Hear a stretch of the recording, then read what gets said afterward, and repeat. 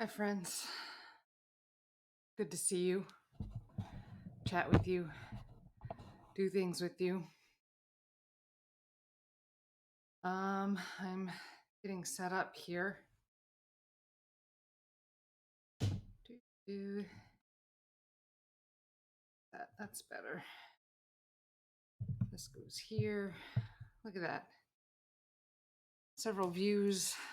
Brighten it up just a smidge. Boy, I swear, I looked in the mirror when I put my lipstick on, and now it's crooked. Do you think I can even it out? And that camera's way too close. Let's cycle through everything in a really annoying way. That's the field of view I like. Get you a little more going on in the studio. You think I can even out my lip on camera? I swear it looked even like I put it on.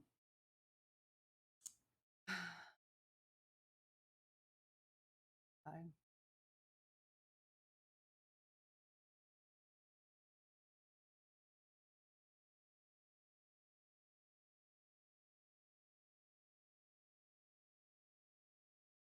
A little more even.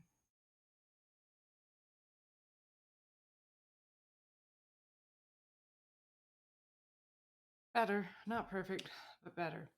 Yeah, I don't know what it is. Must be something to do with my dominant eye. When I put lipstick on in the mirror and then come down here, it suddenly looks crooked. But I'm back. I traveled. I survived so far. We don't know if I caught COVID or not. I kept my mask on, and I visited a community that was like, I think it was like 180 out of 185 had been vaccinated. It's a old folks home, well, community really, where they had like independent living, and then they have like apartment building, and then they have like the rehab and the hospital set up.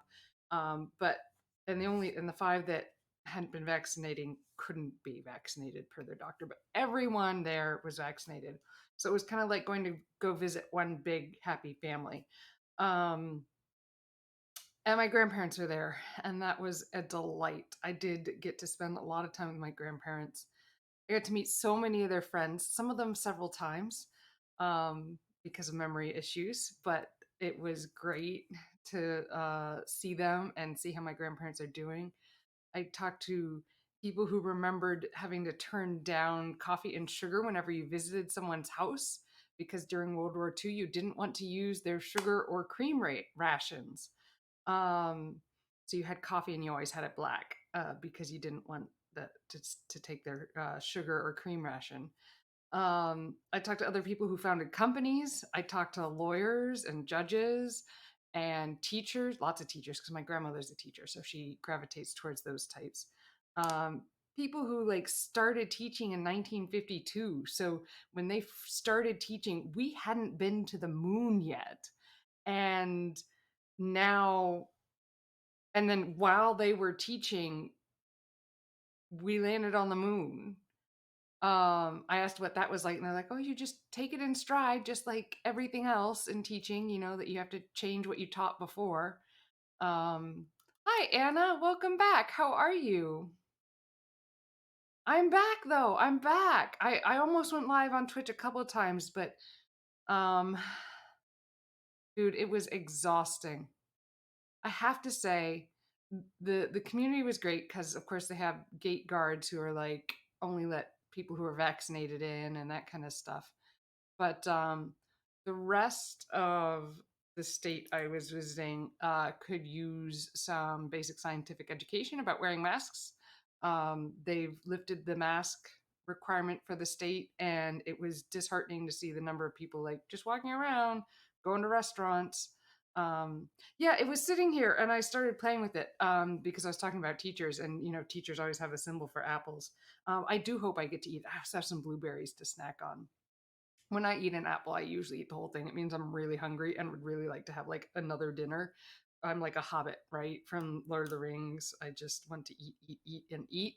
But I don't get several breakfasts. I get maybe an apple. Speaking of the food, there was some great food. Fish was fresh. That was great. But Southern food is very fried, and I forgot how fried. And trying to go south, for those of you not in the US, as a vegetarian is a challenge. Even when I did, so I went to a Southern restaurant that did serve like an entire plate of beans, but all of the beans were cooked in bacon or pig in some way, shape, or form. Um, so my stomach is still settling itself after all of that traveling.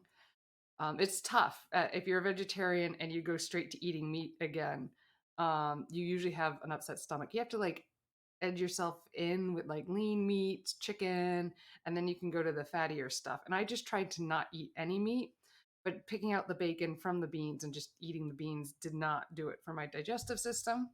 So I'm I'm feeling really bloated and like I have lots of food stored in my gut. Um, but the bag held up. You will be happy to know the bag that we spent all the last 2 weeks working on held up. Um, it was almost disappointing at my local airport when I checked in. They didn't have me take out my laptop. And I spent all this time designing a bag that could handle, you know, the laptop. And they didn't have me take it out. They did have me take it out at one of the times I had to go through security, but not the other times I had to go through security on my way home. Um, I accidentally left a water bottle in my purse. And so that had to go through the machine again. I had to go through security twice. It was fine. It was fine. It's just a water bottle. But yeah, security. And the lack of people giving you 6 feet. I took a little video. I'll probably post it to Instagram. I don't know if I will. Maybe I won't. I don't know if I want to admit how bad America is doing at this pandemic thing. We're going to have another surge in a couple weeks here because I was at the airport and it was like it was a regular time, not pandemic time. There was no way to get 6 feet. I had to constantly ask people for 6 feet of space. It was nerve wracking to go from just being on lockdown here and rarely leaving the house to bam flying across the country to visit grandparents and seeing how many people don't understand how to wear a mask over the nose, no dick nosing. Don't leave your nose hanging out. That's like where most of the germs are coming from unless you're talking. um I did. I said hi, Anna. You didn't hear me? I said hi, Anna. Oh, maybe you dozed. It's okay. Hi, Anna. I'm so glad you're here. um I thought about you a bunch, probably every time I ate an apple. It's true. Uh, but yeah, so it was a trip though. Oh my, yes, I told my grandmother hi. She even sat in on one of my classes that I taught. She might have fallen asleep, but that's okay. Yes, my grandmother's a little confused, but very excited for everything we're doing. um, it was so good to see my grandparents. It's hard to watch the people you love age, but both of them are like totally there in the head, right? They're all that's still there, but it's hard to watch the physical decline. And what do you know? I found a garden. My grandmother needed her amaryllis bulbs moved up a hill, so I dug, I don't know, like 30 amaryllis bulbs out and then put them in the ground. And then she had some baby plants that she'd bought, like little ones that were supposed to go in pots, but she just didn't have the energy to put them in the pots. And so I put them in the pots that she had lying around and we cleaned it up and found some pot stands. And so it looks real nice and hides the golf cart battery around the house. The house is lovely. I hadn't seen it since they sold their old house. And it was fun because my grandma has one of those Volkswagen Beetles in bright red that she like ordered from Germany, and I got to drive that while I was visiting. So that was probably really cool. It's such a tiny car, but the inside feels so big because it's so rounded. But I got to drive the little Volkswagen Beetle around town. I think I put about 50 miles on it. Just driving from the hotel to their place. Um, Yeah, so it was a delight. Oh, I got to meet someone who was an art collector. We had a great conversation about the G's Ben's quilts and how they paralleled some of the art that was going on at the time. But their community was so shut off, they didn't have access to a lot of the modern art that was going on. But their quilts still mimicked what was going on in popular culture, and the isolation, and of course there's racism involved because it happened in Alabama. But these artists were amazing. And then the next day, so I had this great conversation with this group of ladies on their at their Derby Day party, because it was the Kentucky Derby Day. And the next day in the New York Times, there was an article about a preacher who was similarly a little bit isolated and did sculpture work that really mimicked some of what was going on in Picasso's work and G's Ben's quilts. So, and one of the lines that I liked from the article was that, the author of the article mentioned that he'd been taught to be a voice for those who didn't have voices. And he's realized in the last year that those people have voices, they just haven't been listened to. So now it's just his job is just to amplify those voices that already exist. So it was a really great article in the New York Times. Oh, thank you. My nails. Yes, we went and got manicures and pedicures. Um, I've had it for 2 days and my nails are already chipped. I don't know if you can already see that they're chipped, but my nails are done. I chose orange nails and yellow toenails. But my feet feel so good because I gave it a little massagey and the soaky, and that, oh, it was so nice. And my nails are cleaned up and actually look presentable, don't they? But we know it won't last probably a day more. Actually, this is probably the longest I've ever had a manicure last. We'll just kind of discount those little chips that have already occurred. But yeah, orange. Orange is my color, and my toenails are yellow. But because I flew today, I'm in my medical shoes and my compression socks, so you won't be seeing my toenails today, even if my toes look amazing. Not that you guys probably really want to see my toenails. All right, shall I show you the bag now that we've made it through security 3 times, several flights, and no one ever made me check it. It did come out big because it rounds itself out. The corners don't hold. But no one made me check it. While they did make roller bags that were smaller than my bag get checked, because if I think they figured if I could carry it on my back, it wasn't a big deal. Now, of course, it's not stuffed full of stuff now, but it totally made it. It's in great shape, 100%. Um, it worked. Even the sliding of the laptop in and out worked as planned. I definitely think the next steps on this are going to be to add that liner that we wanted, because that will help the bag slide in and out a little bit better. Um, so a couple other challenges I encountered. Um, one of them was almost catastrophic. Like, really, it was. I pulled the bag out of the overhead compartment by one arm, and the rainbow slipped completely out. And oh wow, it's impressive that it didn't do it again on this trip, because there we are. Because this did not hold up. Like, I tried to melt it and fold it back. That didn't hold up. I'm gonna have to sew these in order to keep them from slipping. Especially here. Especially here. It slipped right out. Like, I threw it onto my shoulder and it just went whoop, and slipped right onto the floor, right onto my laptop. Everything was fine. Nothing broke. It was all good. But it just means I do actually have to sew these, and just melting these down isn't enough. Boy, my fingers do look cute painted on here, don't they? Um, it's not something I can maintain. I'm into solvents way too much, but going for a manicure or pedicure is like good times with grandma, like storyness and just relaxing. It was so funny. We went for our manicure pedicures, and I didn't recognize the woman because she had a mask on, that was sitting next to me, but she just reached over and handed me an envelope that said Joe and or, well, it said my grandparents' names on it. And she handed it to me, and so I handed it to my grandma. She goes, no, no, no, it's for you. I didn't know if I'd see you. And so it was the article. And it was so funny to just run into her at the nail salon the next day after our conversation. And that, it had, anyways, it's a small world. Conversations happen, and it's lovely when they're in parallel like that. Um, so yeah, I'm gonna have to sew these down um, with the machine. I'll have to probably trim this and make it like a smaller burn, a smaller melt, so it doesn't fray. Sew that down, make it real solid, and that'll work there. So that'll keep it from slipping out.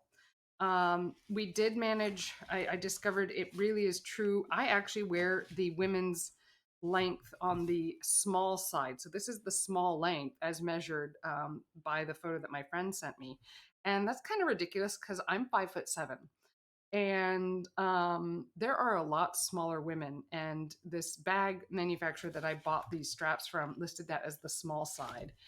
And I have a huge problem with that because I am well above average for the American woman. The American woman's average height is 5'4", and I'm 3 inches taller than that. And I have a really long body. Like when I sit down, yeah. So when I sit down, I'm taller than 5'7" men that I know. So like to say that I should be, but it was true. That's how it fit the best, was on the small size, and that makes no sense.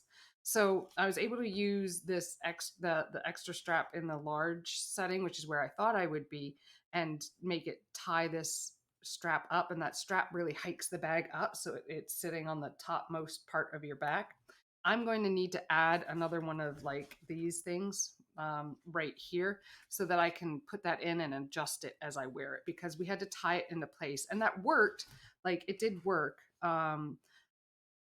for this quick trip, but I can get it. I can get it better if I get one of those straps. So adding that strap's going to be important.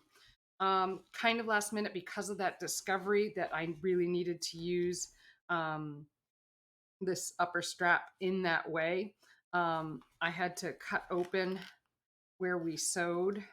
We kind of sewed it on really stiffly, but I just made a nice little knotted stitch here, and then opened it up with the seam ripper, and then was able to attach things to it. So that went really well. What other things did I discover? So I serged the edge because I didn't have time to put a good hem on it, but the serged edge kind of worked really well. So I'm pretty happy with that. Um, any other challenges? It was big. It was big. Once I rolled it up and had everything in it, kind of looked like regular luggage size, but it was really nice because most people don't wear a big bag on the back like that, other than military guys. And when people didn't give me space, like physical 6 foot space, I'd just take a step back and like shake my back like I was just kind of doing an exercise, and they'd all kind of step back like, whoa. I'd be like, yeah, that's right. Give me my 6 feet. I get my 6 feet. I'm trying to be right and healthy. So I did that. The adjustability here of the straps that came with it, the Shimoda straps. Now I'll say the name now that I've used them. There are definite things I change about these straps, and that is namely that they measured those women's sizes, and it's not right. Um, they really need to look into the average height of women to get a better idea of what small should be, because I am not small in any dimension. So the other thing I really have a problem with is this is the size of their cell phone pocket. We talked about this thinking it would be a challenge, and yeah, my cell phone does not fit in the cell phone pocket. Now, I do have an OtterBox case on it, but even when I take the OtterBox case off, my cell phone does not fit in the cell phone pocket. It kind of fits in this random pocket, but not super well. So I just kept it in the pockets of the shirt that I wore. You think you can fit in the bag, Anna? That's funny. You might. Um, what else did I learn about this bag? So, just those challenges, but this being adjustable was really nice because I could move it depending on where the weight was. Both the top strap and the bottom strap are movable in that way. So those Shimoda straps really worked out that way.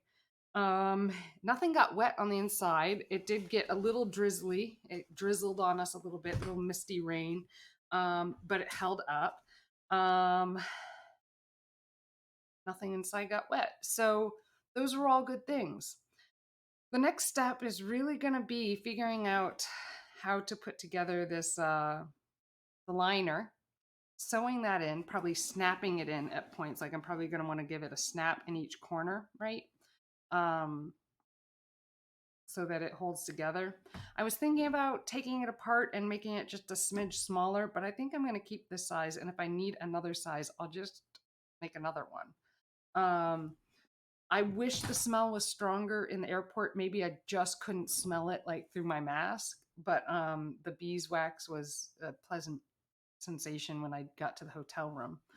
Um, what other things should I talk about with the use on this bag? It was heavy. I mean, I was able to really fill this up. It yeah, I really filled this thing up. um, I overpacked as I am usual to do.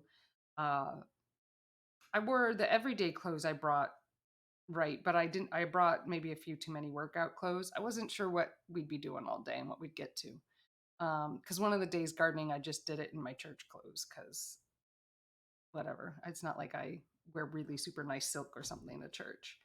Um, so what else? I bought a painting. It did. I bought a painting. I'll show it to you guys. It's adorable. It's funny. There was an arts fair going on in the town, the next town over, so I got to go see that. It's a funny painting, but I had to have it. It's of the Loch Ness monster, and it's adorable. The Loch Ness monster has a crown of heather flowers, long lashes, and sharp teeth, and she's beautiful. So I had to have her. Um, I also saw a jewelry artist that I'm going to start following on Instagram that made an anglerfish, a really nice high-end brooch, which is hilarious to me. So an anglerfish is the fish with the really lots of teeth, and it has like that little dangly fishing pole in front of it that dangles a glow in the dark light so it can catch fish in the dark. And I love how spooky that is and wonderful that is, but it was definitely on the high end. It was a nice piece of jewelry.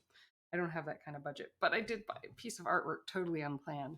I also finally got to try the chocolates at Fairhope Chocolate. They have these like Newhouse Belgian chocolates, which I'd been buying from them for years, though I've never had it myself. I always had them delivered to my grandmother.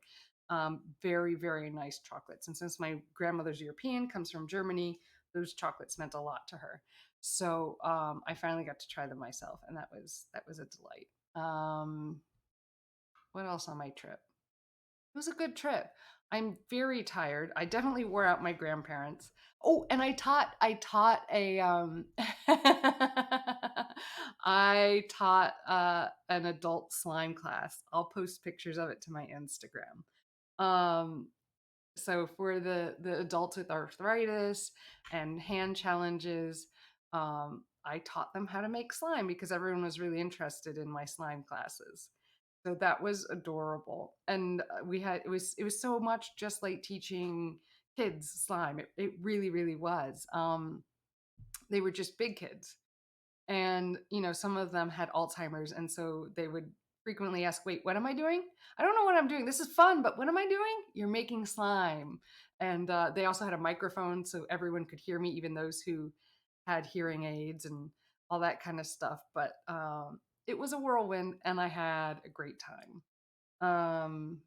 And just great to spend time with my grandparents. My grandfather and I had in-depth conversations about like the stock market over dinner and all that kind of stuff. So that's good too. Hey, this turned out really cool kind of on my iron. Look at that. It's rainbow. I got to peel this plastic off, but that turned out really cool. You're tired. Yeah, I know. That's the narcolepsy. I got up. I'm super proud of myself, especially with the narcolepsy. See, Anna, this can be in your future. You can do it. If I did it, you can do it. But I got up at 2:30 this morning to catch my flight. Um, Whoa, buddy, was that hard? Um, that was very hard, but I did it. I got up and I made it, and I didn't die. Um, I made my flight. I maybe did stupid things like leaving the water in my purse, but it's all right. It's all right. I made it. And fortunately, here's the real benefits of narcolepsy. Anyone who wants to know what makes having what are the best parts about having narcolepsy, Anna, something you can look forward to. I can fall asleep on the plane in the most uncomfortable position.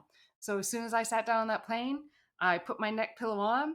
I put earplugs in because the noise of planes is really loud and it's just bad for your hearing. So I put earplugs in, and then I put giant headphones on over top, and I just slept. I slept both flights. So I'm tired, but not like in a catastrophic way.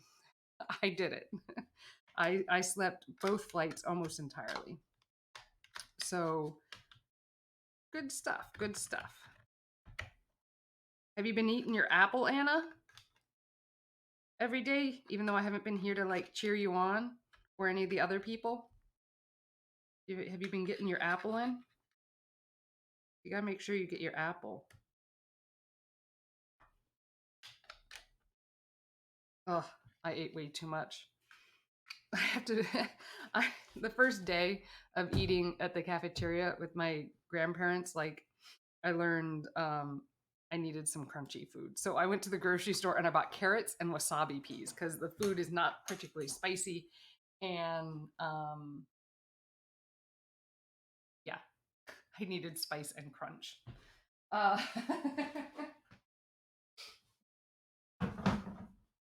oh, you gotta eat, Anna. Gotta eat, right? We talked about it. Where did that water come from? Where did the water on my bag come from?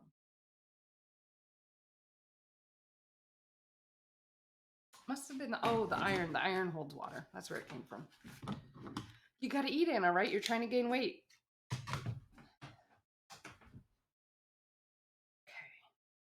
So first step is I'm gonna trim these straps up and I'm gonna melt them on the iron.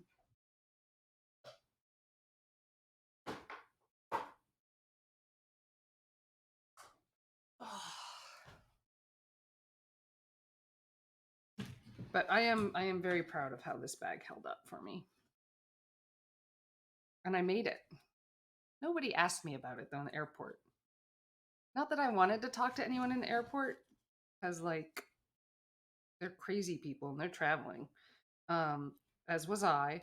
But some of these people look like they were going to Disney World or something, not like, to take special care of their grandparents. I don't know, man. Like, oof. Well, these two held up. That's good. Still makes me nervous. I will still probably trim this down and sew it on because I don't trust it. I don't trust it. Do you trust it? I don't trust it. I'm gonna spin this just a smidge because I seem to be holding out behind everything. Ooh, the iron is getting warm. Gotta eat, Anna. I'm sure Sonia is telling you to eat, and if Sonia says you should eat, you should probably eat, right? All right, I'm gonna melt it on this iron.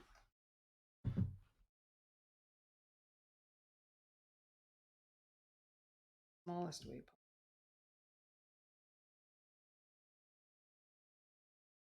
Doesn't fray.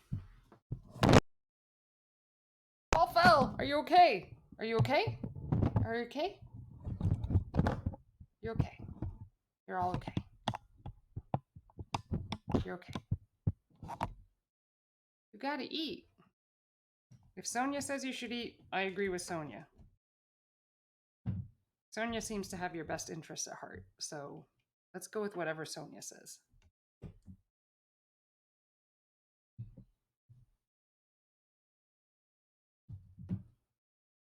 Yeah, the camera felt like you. Okay, that's a funny one, Anna. I gotta hand that one to you. You're good at the self-depreciating humor. Don't do it too much, though, okay? Because then you might start to believe it. My cousin does that. She's very funny, but a lot of it's not nice to herself, you know?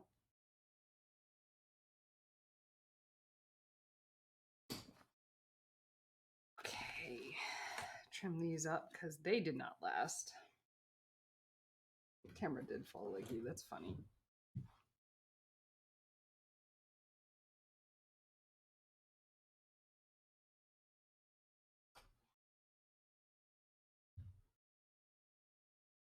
I don't think of anything else really interesting.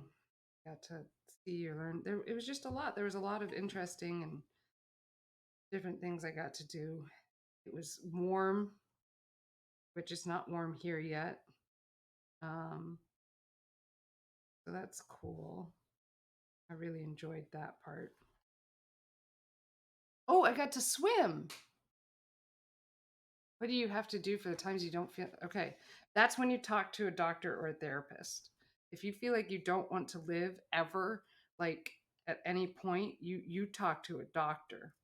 100%. There are all kinds of hotlines. I don't know what hotlines are in Brazil, but I'll stop here and help you look them up. How often do you feel that way, Anna?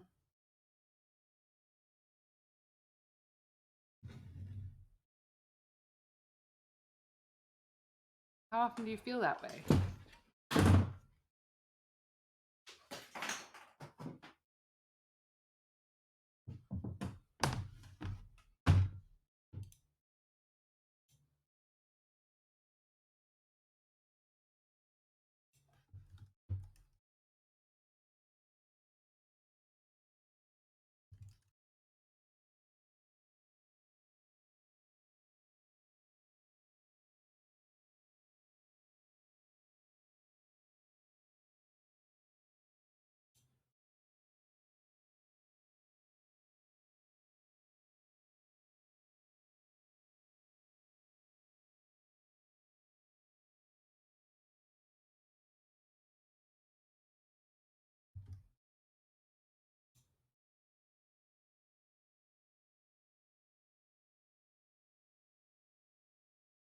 When you're alone?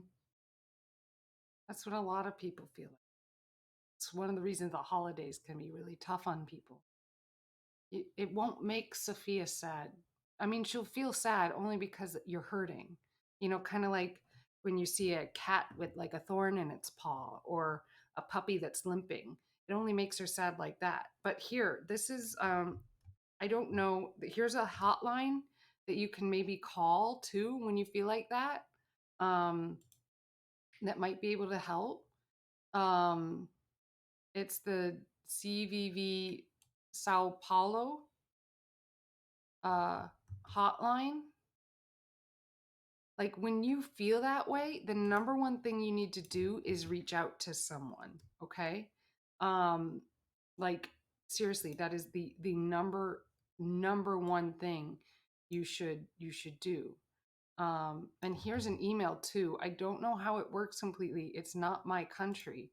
Um, but like you email or you call, I would say call like every time. I would say call and see if any of this can help. Um, because feeling, anytime you have a long-term condition, um, that's that can happen. It's true.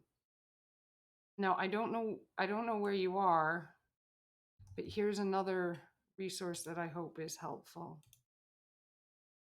Um, yeah, and I can help like as a friend, right? But I'm not a therapist.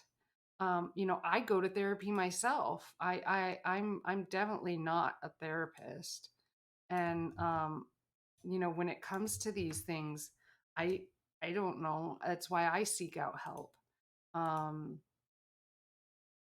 Here's some more because I don't know where you are, so I'm just giving you everything. You don't have to tell me where you are. I don't want to put you in a place that could be really risky or anything. Um, but this website has lots of resources. But I imagine even that the hotline will help. Like if you call the hotline, um, wherever you are, I imagine they will help. Um, there's a lot of places on here. I'm looking at this list. I was going to start copying and pasting each of these items into the chat, but there's a lot of them. So if you go down that list and like look for the one that's closest to you, I think you'll find help. You know what I mean? Um,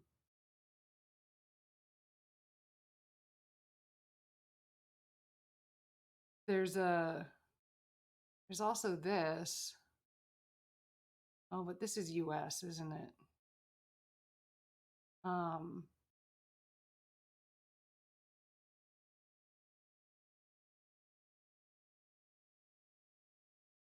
I'm finding more resources. It just takes a quick search.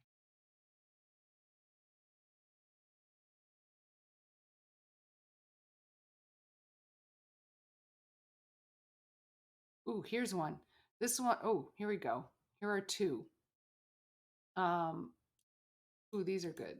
This is always 24 hours, 7 days a week. This is available.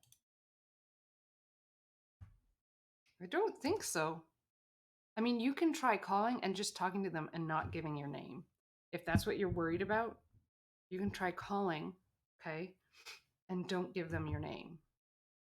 And you explain why you're scared. And they'll know more about like the local laws because I don't know anything about Brazil's laws. Um, oh, that one's Uruguay. So like you can call them and talk to them. Like you should never feel alone um at all. Like there are so many people that want to help. I can't emphasize how many people there are enough. Um, I think I keep just pasting this CVV, the Centro de Valorizo da Vida.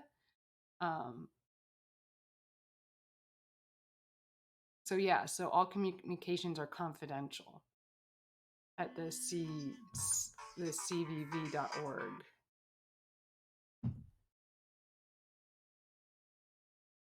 It looks like in Brazil, 141 is another potential way. And if you go to their website, it looks like they've got chat, like texting, if that's what helps, because you do seem to like to type. They have like Skype, so in video and over email. So that one sounds really good. That CVV one, cvv.org.br. Do you see that one? Yeah, you save those numbers. And Twitch might have something too that they have available for people. Um, I I remember reading something. I'm gonna have to look into that. Um, see here. I think Twitch has something. So let's check that out.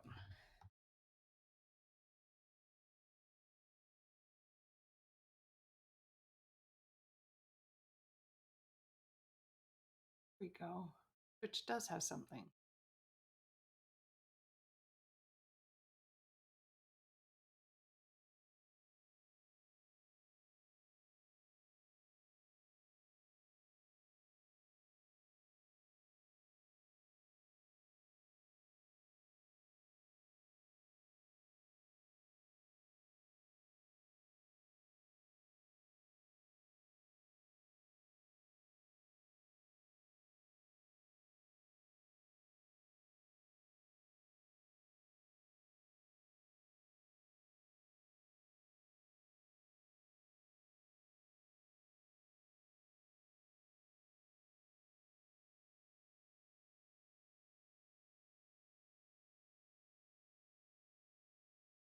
I'm pulling up resources.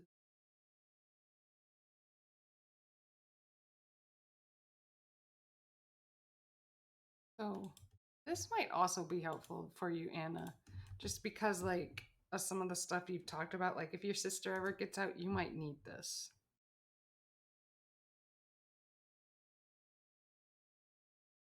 And this looks like another good one.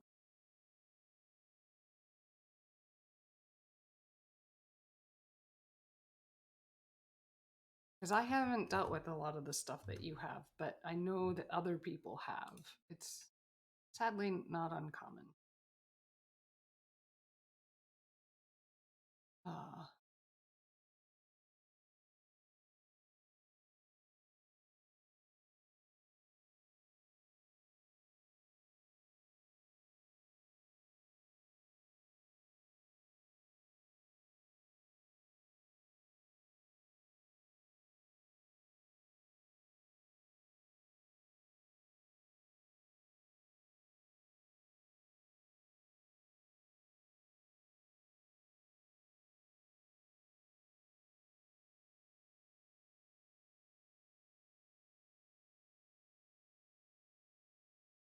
I know that's why we have there are other resources for you if she does, and that's why you've done great. You don't post pictures of your face online. Um, I kind of assume that your screen name is a little bit of a fake name. It's those kinds of things that will keep you safe if she ever decides to look for you.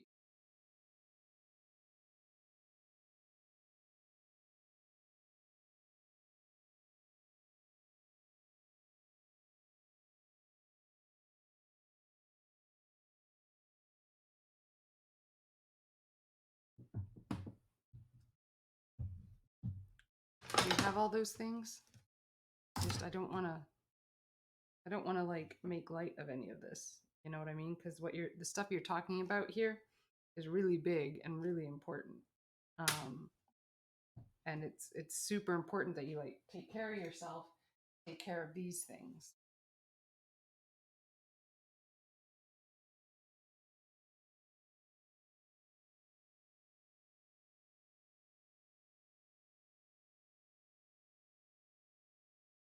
Yeah, you know. So don't post anything there that will let anyone find you or know where you are or be able to identify you. That will help. And you can set your Instagram account to private. That's another good idea. I hadn't thought of that. Making sure to mention that to you. It's a good idea. Mine isn't private because I'm not I'm not famous, but I'm trying to get people to find me. So, and I'm not in a situation where I think someone could hurt me or would seek me out to hurt me. So like keep those things on lockdown, okay? That's the only way you're going to keep yourself safe.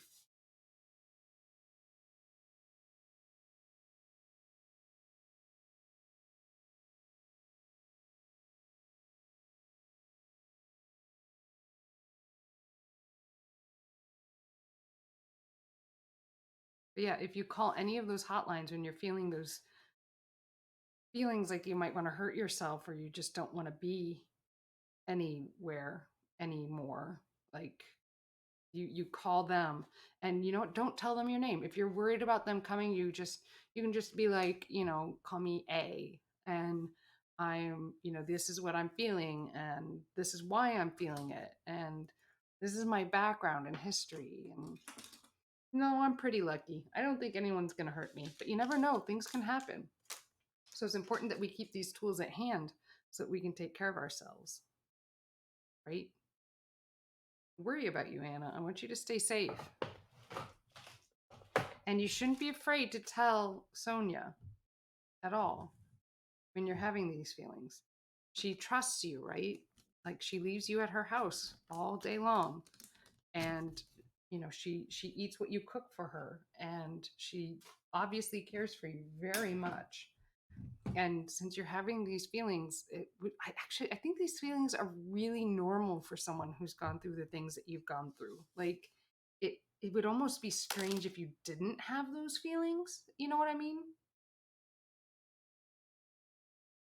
Most people won't know what narcolepsy is. It's true. That's just going to be part of your life. That's okay. Even my grandparents are like, "What? Uh, this doesn't make sense." Um, so like, don't. That's normal. That one's normal. Yeah, there's not much to do with that one. You just happen to find me, and I know about it because I have it, and Kai, because Kai also has it. Yeah, that's a strange one for sure. Oh, I think I've got enough fabric to do this liner. Very excited. It's lovely. So I have another camera. I can't switch it live. Can here? I'm gonna try to do something, Anna. If you're up to being patient, I'm gonna try something. Oops, that was a flashlight.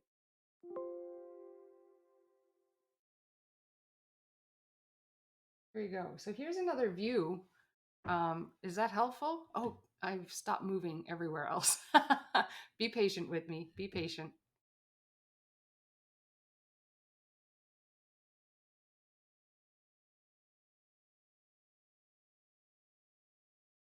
How's this? Yeah, it's still, I'm frozen, aren't I? Ooh, that one's unfrozen. Let's try and get this one. Yes. Here we are.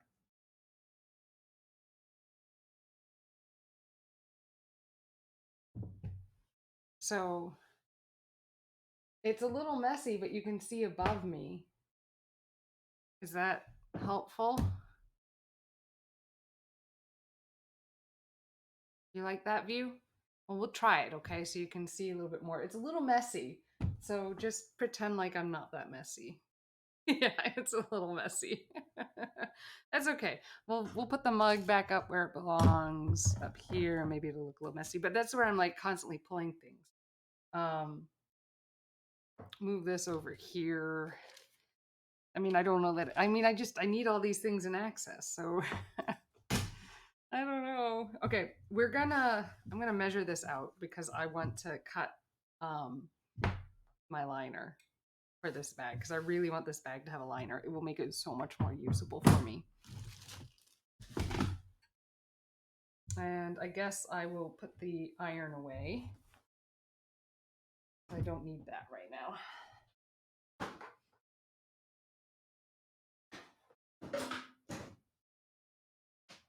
Go.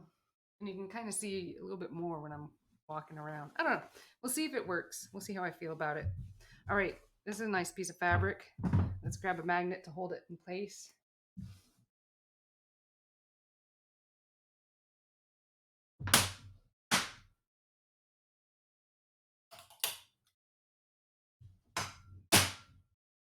Like that. So I used to have an above camera that was really good up there, but it seems to have died a little bit. And it wasn't quite as wide framed. I have some equipment that I'm going to reset this area with. And so that camera will come down a little bit so you won't see all this mess because you don't need that. That's just the tools that I pull on and off for camera magic. There we go. Okay, let's double check our measurements on our bag. On the inside, seam to seam. How are you feeling today, Anna? I know you said you were tired, but what about your brain? Are the thoughts that it's thinking in your head kind to you?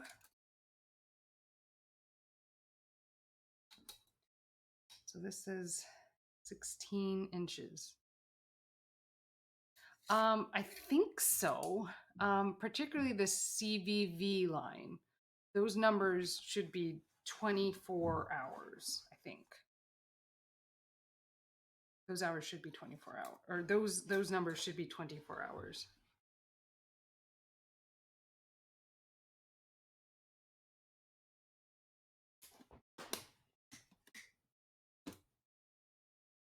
Because I'm not qualified. I'm just not, you know what I mean? Like, I'd love to be able to be like, I can help you through anything, but, you know, I'm not a therapist. I'm not a therapist. But that's not the direction I want. The direction be this way. 16. Oh, we can get 2 pieces out of this. That will be helpful.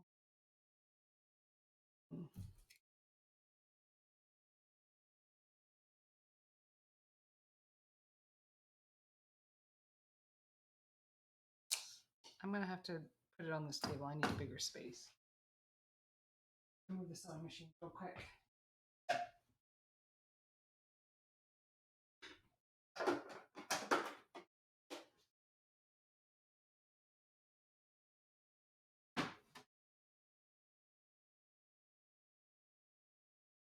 Okay. But you think them sometimes when I'm not around, which worries me.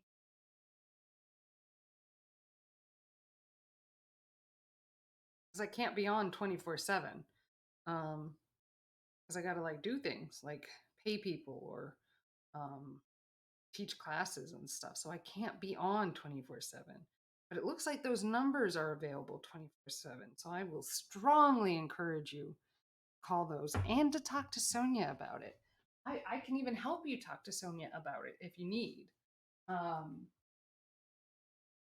Because I don't think I think it's good to let you like think those things in your head, because that's those things not being nice to you. Um, and I don't want that for you. I want you to be happy and healthy, and I want your brain to be nice to you. Your brain needs to be nice to you. Sometimes my brain's not nice to me either. Um, so I understand. Now, I don't have suicide thoughts. Oh, just happened.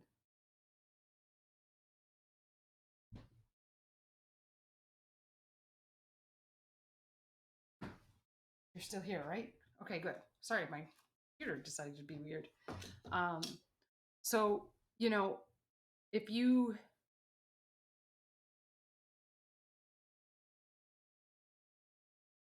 yeah, so if your brain is not being nice to you, you should talk to like qualified people. I'm not a qualified person. I'm just a friend on online. I'm just your friend. Um, but like if your brain is saying not nice things to you, if your brain is telling you to hurt yourself, you can't wait for me to be online. Okay, you call one of those numbers. The CVV one is 24 hours in Brazil. Do you promise you will call them? I need you to promise me, Anna.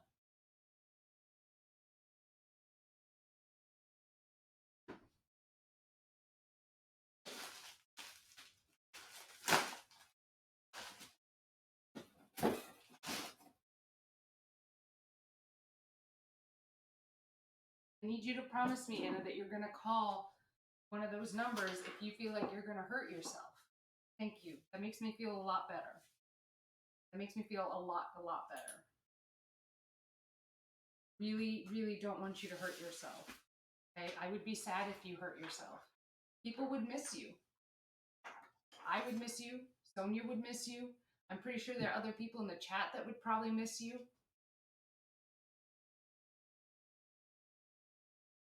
I can't have you hurt yourself. Can't say that strongly enough. I can't say it strongly enough. Really don't want you to hurt yourself.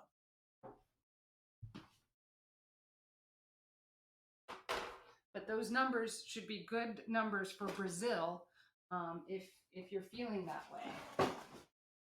In the U.S., we have some other numbers, but those are the numbers in Brazil.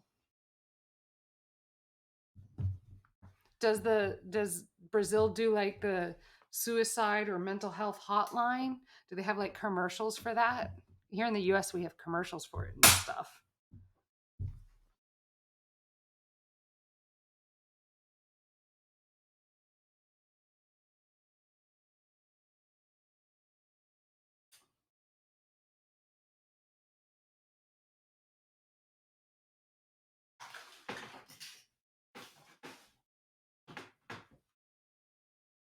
No, you haven't seen that before? I don't know. I don't know how other countries do it. I know the US has been very careful about it, and like with with COVID, of course, you know, there's been some mental health challenges because it's been so hard. So like a lot of people are having those mental health problems and challenges that didn't have them before. So like because of COVID, and they don't have as good of a network to reach out to. So you're not alone, okay? This is not something that you are the only person who's dealing with. There are a lot of people dealing with these challenges. Don't think you're alone. I've never had suicide thoughts or hurting myself thoughts, but I have thought that, you know, that maybe I'm worthless or that I don't matter. Not in a long time, not in a very long time, and that I just didn't want to be anymore. You know, like have had those thoughts, not in a long time. I'm in a much better place than I used to be. But yeah, I've had those, especially when, you know, just figuring out all the mental stuff, like all the mental health hurts and challenges. That was definitely way harder. Way harder than anything I'm going through right now. And I'm not going through anything too hard.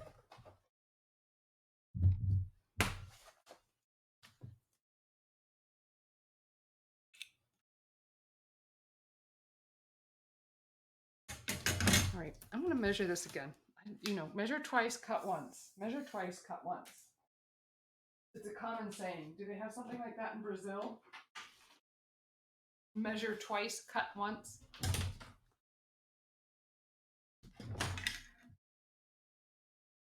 So the inside is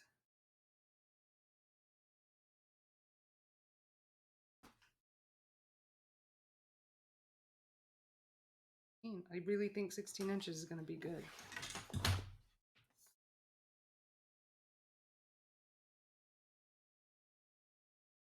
The back is wider. Haha. Okay. 17 inches on the back here. It's double. That's funny. That would have been annoying to discover later. No! Thinking those thoughts does not make you a bad person, Anna. It does not make you a bad person. Why would it make you a bad person? It does not make you a bad person. It just means you have a brain that is trying to tell you it has some stuff it wants to work through. It's like, help, I don't know what I'm doing. I don't know what I'm thinking. This can't be right? Like, it's just your brain going, this isn't a good thought, right? But sometimes you don't know if it's a good thought or not. And so you need helping, to figure out whether it's a good thought or not. And it's not always clear, right? It's not always clear to your brain that it's a bad thought. You're not a bad person, you just need to talk to someone.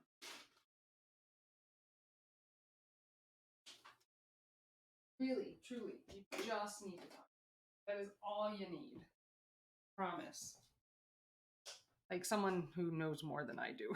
Because you're talking with me, and that's good. But someone who knows more than I do, because my knowledge is limited. I do not think you are a bad person. 16 inches. We have 17 inches. Oh, my above camera disappeared. Oh, mention that.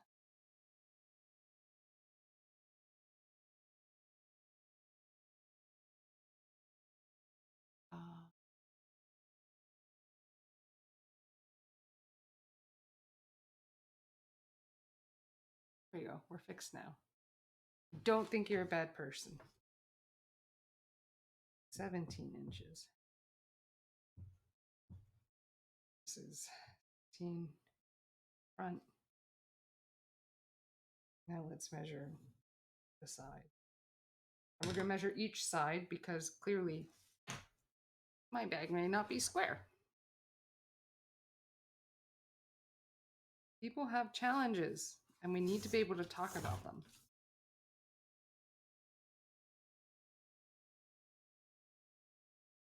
There we are. That's right about 9 1/4 inches.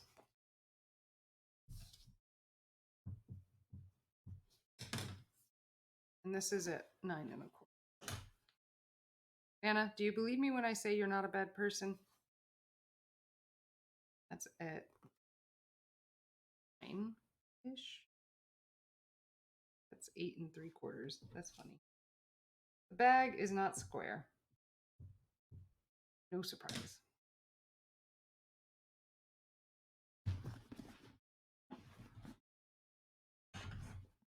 Let's measure up. Bag. Here we get.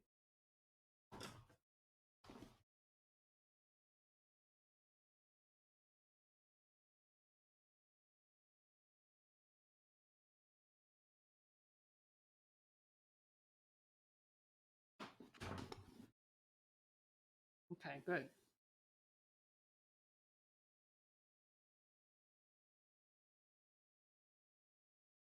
We're looking at probably thinking 29 inches. Good. Better believe me. We need a bigger T-square.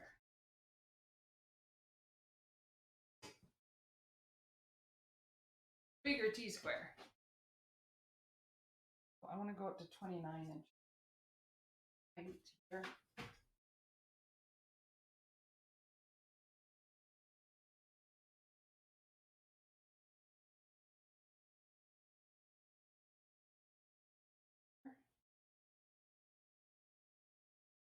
here, and I'm going to make marks.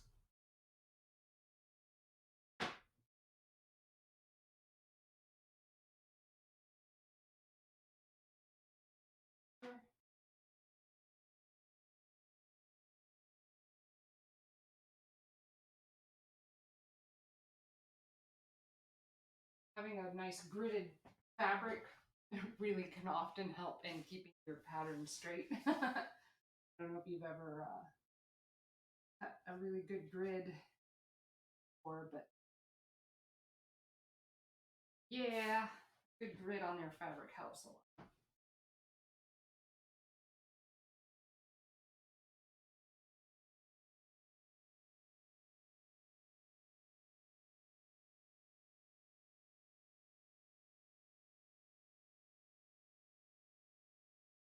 Inches.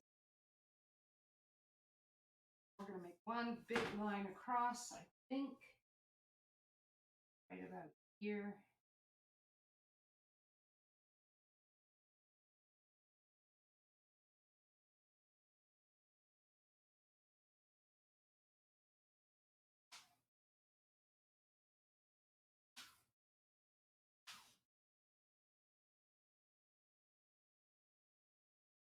Check our width. I'm going to need something. Let's see. I'm going to need 16 and a 17. So, oh man, it is almost wide enough.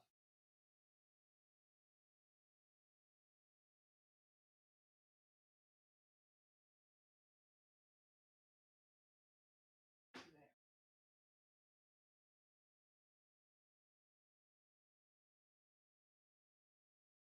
16 inches.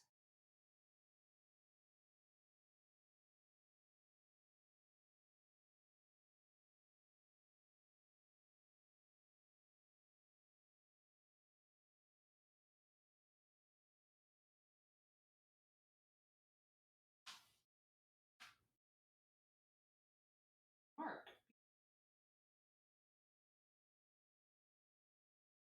Travel it down this row of flowers. Grid, I know that it will.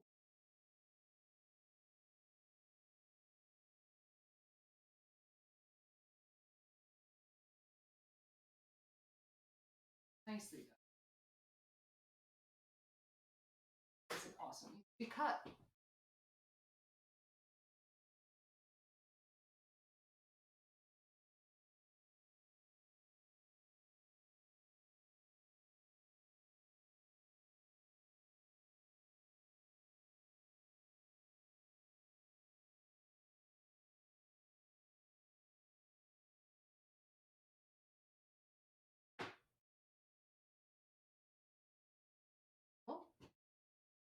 Oh. Now let's measure this one out. So I'm not going to get another 17 inches. Double check. There's no way I'm going to get 17. So I need to measure wear out the weird trapezoid that is this box. Sometimes you can't hear. Oh, well, thank you for mentioning that. I deeply appreciate that. Let's try something to adjust that. Test, test. Let's switch microphones.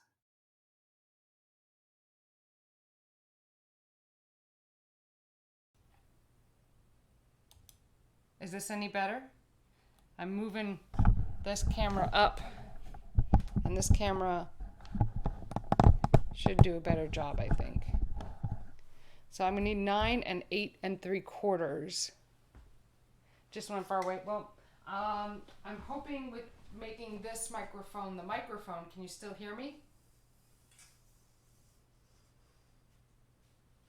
Can you hear me now? Do they have those commercials?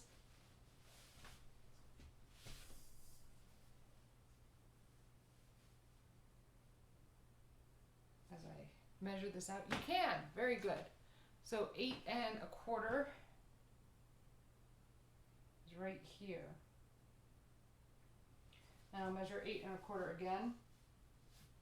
8 1/4 is here. 8 1/4 is right here. And it really is following the same direction here because the pattern is a grid.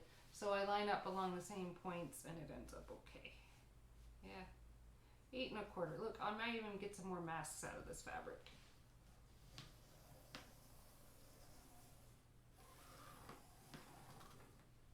Not bad. I'm pretty happy with that. Yep, and there's definitely enough fabric left. So I'm going to cut that fabric out using my big bad fabric scissors. Where did I put those? The big bad black ones. Okay, you have the overhead. Here's the view. Here they are. You wouldn't have been able to see them.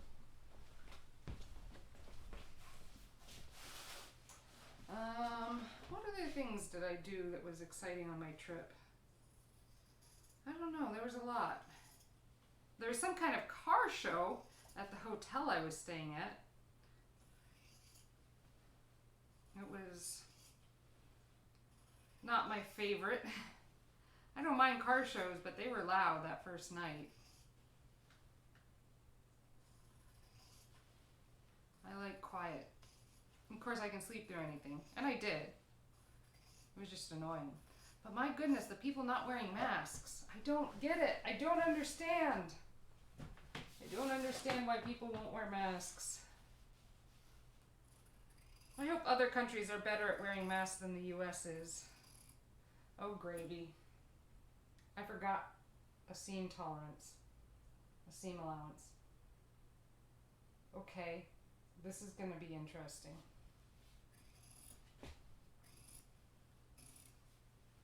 It'll be fine.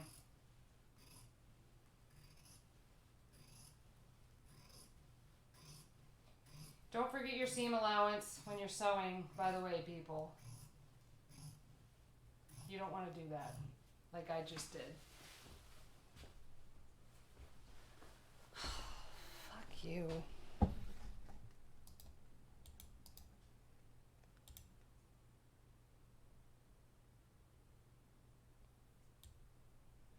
Sorry, Anna.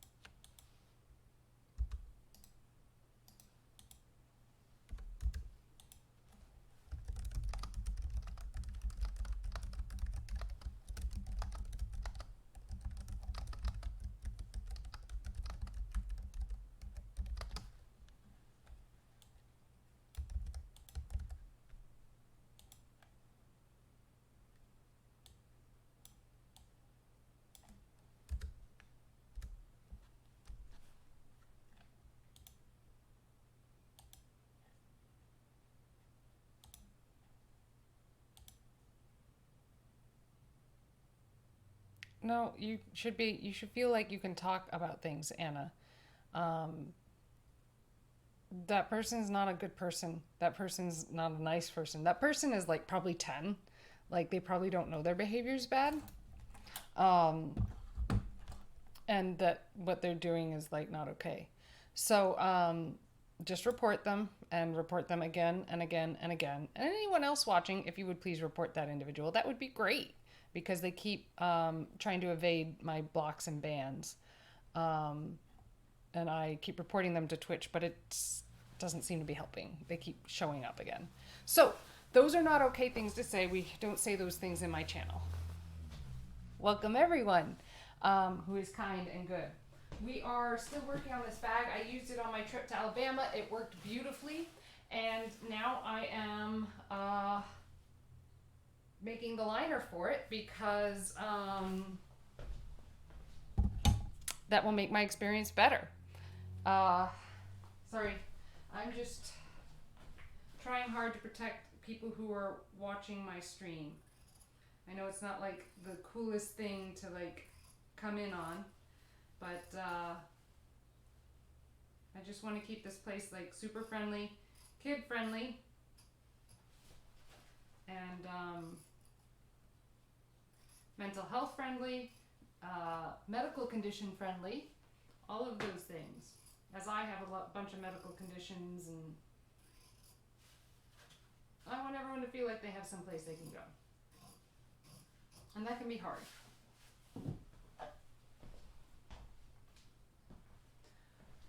Alrighty, so we have half the liner cut out, and I'm going to give a little bit of seam tolerances more on the other pieces that I cut out so that I can make up for my mistake here. It'll be fine. It'll be completely fine. Look at this. Cutting this really nice and clean. I'm using my scissors because I don't feel like getting out my rolling board, and it's just straight lines, so it's not a big deal. But we're gonna sew these pieces together. Yep, block them. That's the only thing to do to weirdos like that. They're just people who don't know how to like actually exist in life.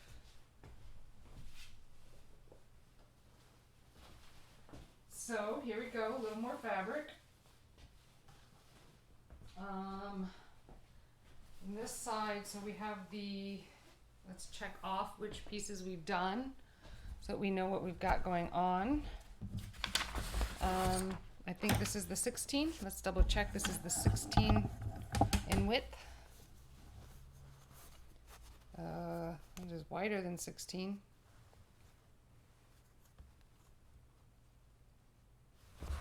What happened? How did I make it wider than 16 inches? It's like 18 inches, which means I have a seam tolerance, which I thought I didn't. Let's see here. We're gonna measure it again. How is it crooked? Somebody tell me how it's crooked. I'm following the freaking pattern. Is the pattern not square? I really am not sure. So now it's at 17. Gotta love it when we're trying to figure these things out. Measure twice, cut once, which I did, but we need to measure again.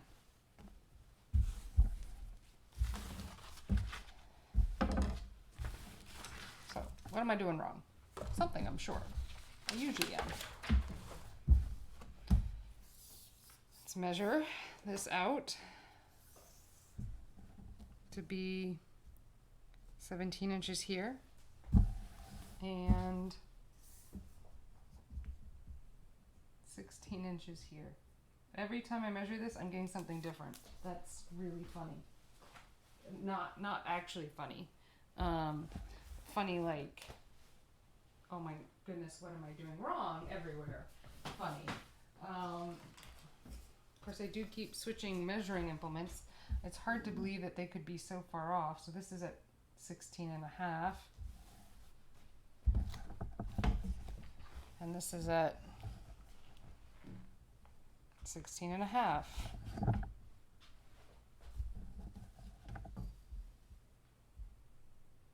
Yeah, you should like definitely avoid that person. If you can change your Twitch name, you probably should. Just something else that's not so close to your like real name. If they let you do that in Brazil. So we're at 16 and a half. 16, okay, so this one is pretty consistently 16 and a half, which means I can use it for this one. So I have 1/4 of an inch seam allowance. And where's the smaller piece? Let's measure the smaller piece out.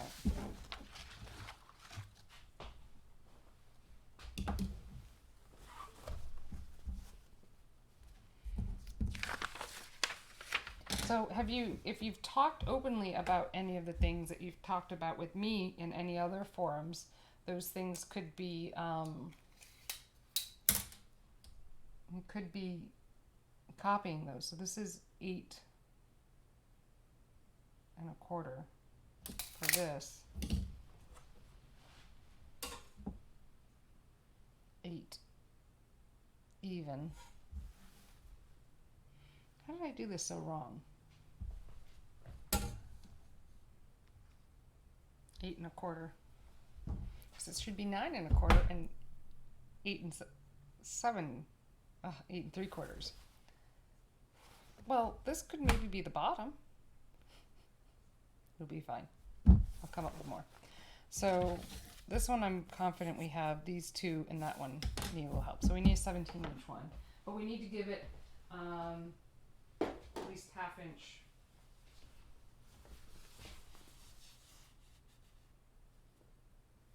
This is the other piece. At least 1/2 inch margins so that I have seam allowance. Seam allowance is necessary, in fact.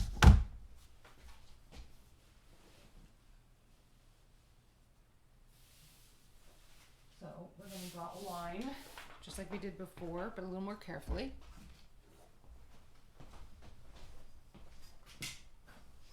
Down the pattern.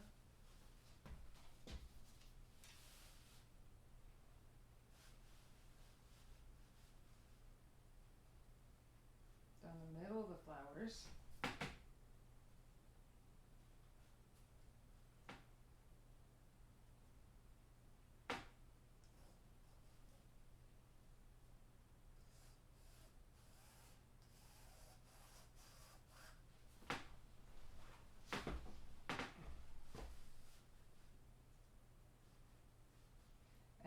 I line this up to go down the middle of these flowers so that I know my pattern is about as square and straight as I can make it.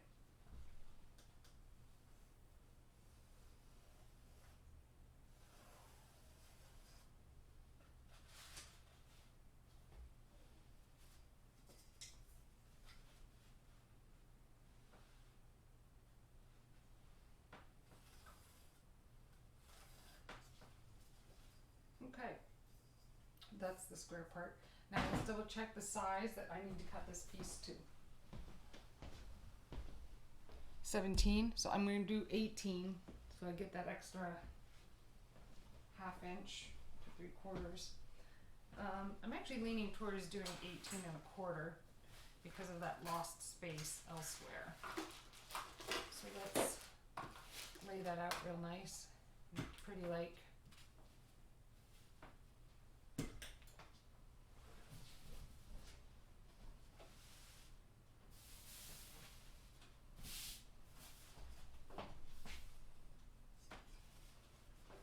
Very nice. 18 1/4.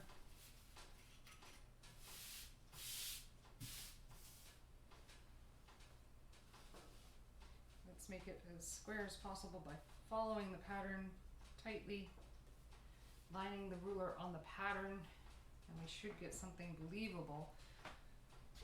So 18 1/2, is that what we said? I lose my, when did that happen? Did that just happen? I think it did. So we're looking at, so 18 would give us 1/2 inch, so if I do 18,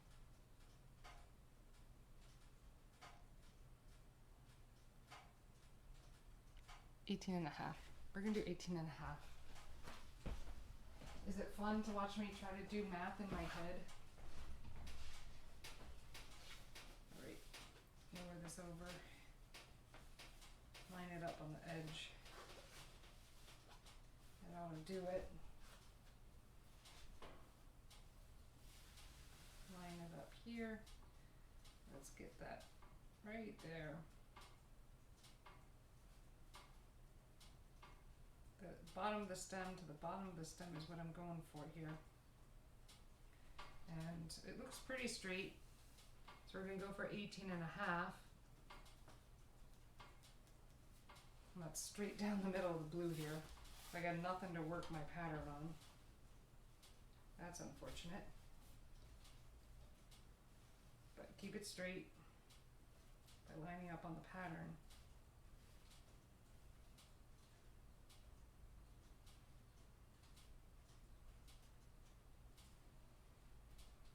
$18 and a half again, which is not leading me to the same spot as it did before, but it's close.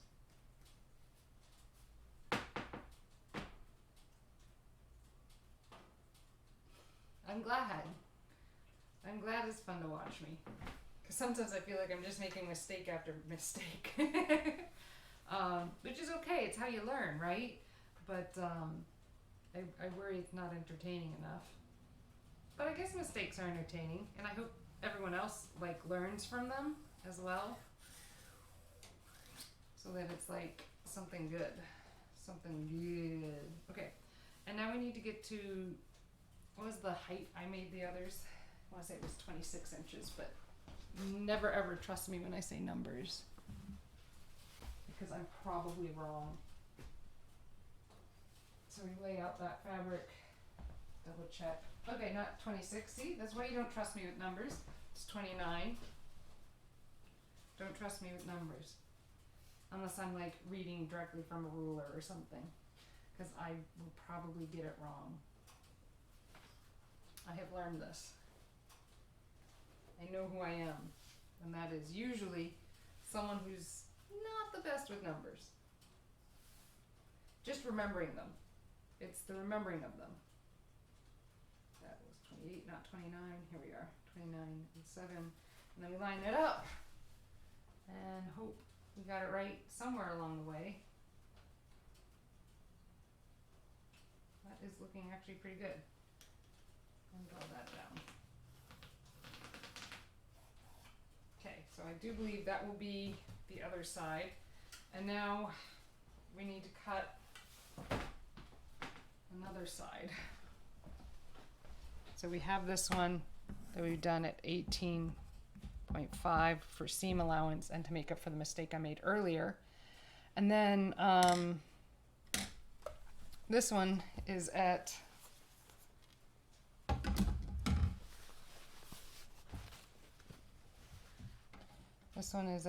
about 8, so we're gonna have to add 3/4 of an inch to the 9, which means 10, and then another inch for seam allowance, so we're gonna make that 11, and it's not gonna line up with the inside of the bag, but it's still gonna look good, so I think it'll be okay. We're gonna go for 11. Oh, this makes me feel weird. It'll be fine. It'll be fine. And what do you know? The piece that's left is 11 inches. Perfect! I don't even have to think about it. Just gotta draw that line out and make sure it stays straight. Sometimes things work out.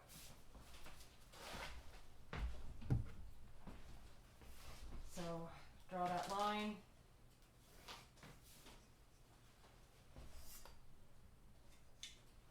And I'd like to put some pockets on this. Very specifically pockets that can handle my cameras within their on their stands. So we'll see how much fabric I have left over, and whether I maybe have to go to like a contrasting fabric or something like that in order to do that well. But let's cut it out with our scissors. The really nice scissors. Really nice sharp scissors.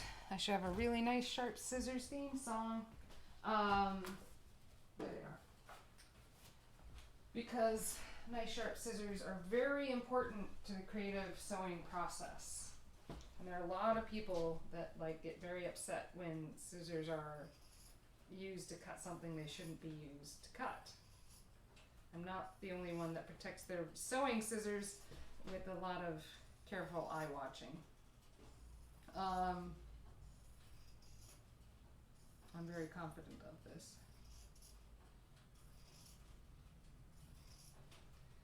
Cut, cut, cut. I actually kind of like the sound that scissors make as they cut through fabric like this. When they're really sharp, that shoop, shoop, shoop. It's a good sound. What else? Let's go down this one because that's the next thing I need to worry about. In a perfect world, I would have gotten the measurements perfect, but I didn't, and this is all the fabric I have. I mean, I could buy more of this fabric, but this is what I have lying around, and I really like this fabric, so I'm going to go with it. I don't feel like buying more fabric.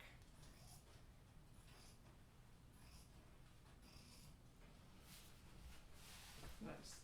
And there may be enough fabric just in the scraps that I'm creating here to like do like little pockets and stuff. That could be delightful.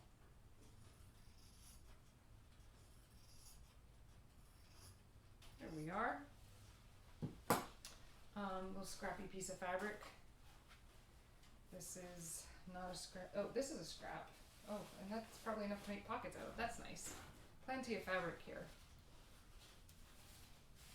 And then let's trim this edge from making masks.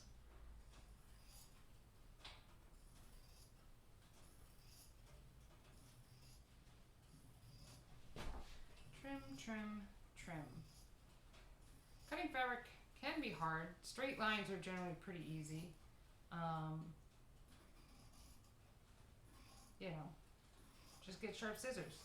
I'm going to keep saying sharp scissors, but sharp scissors are really where everything's at. Sharp scissors make it so much easier. All right, so we have 4 pieces that will end up being the lining of the bag.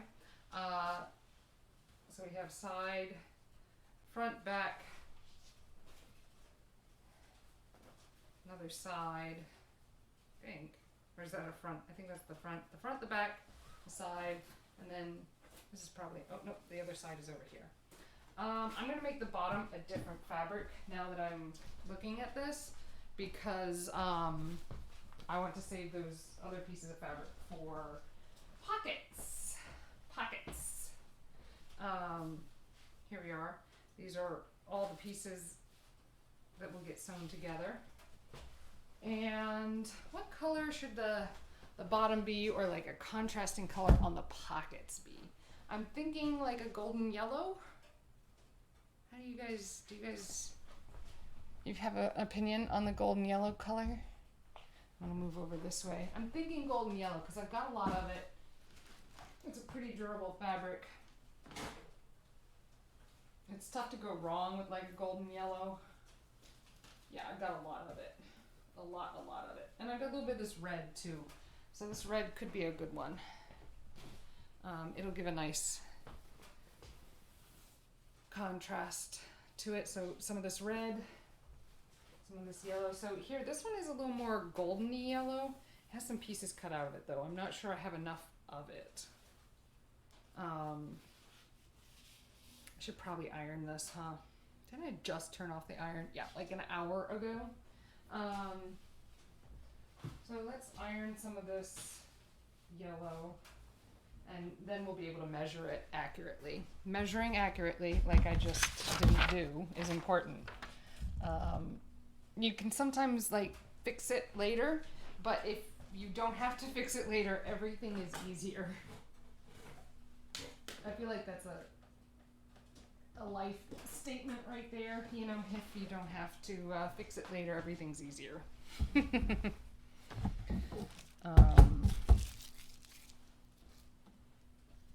Okay, move the keyboard out of the way. Let's pull up the ironing board.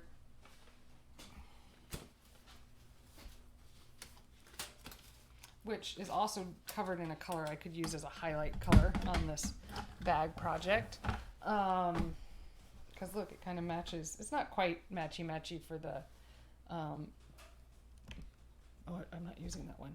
It's not quite matchy-matchy, but it's pretty close. As I point the camera down, there we go. You know, it's pretty close. I could throw some yellow in that, and I bet it would match it a little more, but I'm not gonna, because I've got this yellow, and we're just gonna see, because this yellow is a little brighter than the other yellow, and I think it matches the fabric a little bit better. So if I can iron this out and build a bottom out of it, I'm gonna do that. And hydrate. Anna, eat your apple.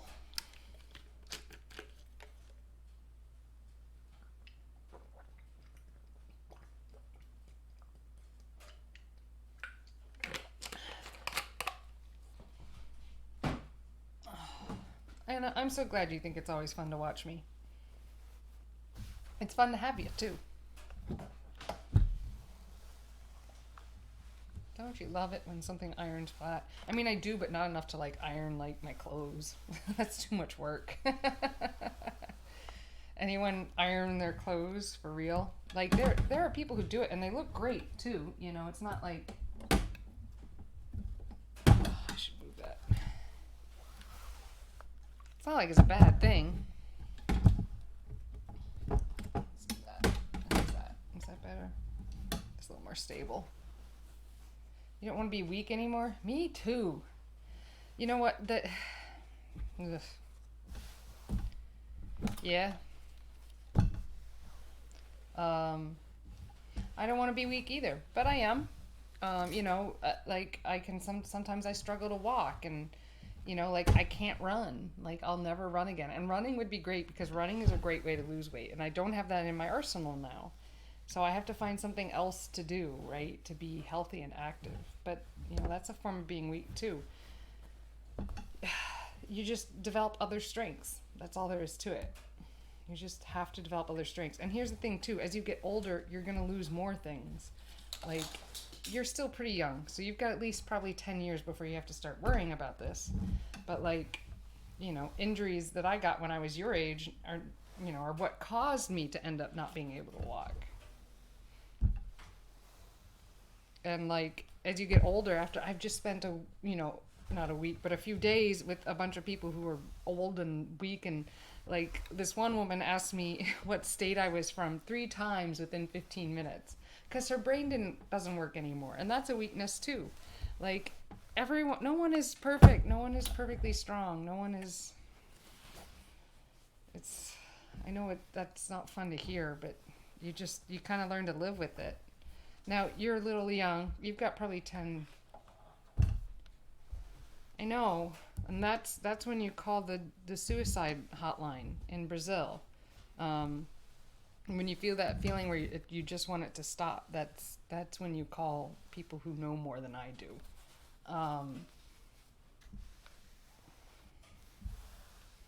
And, like, you need to see a doctor. Like, I don't know what the healthcare in Brazil is like.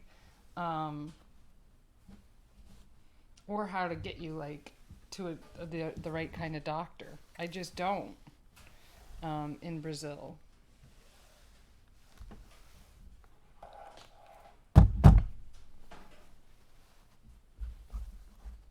Like, do you have a doctor at all? Do you have like a family doctor?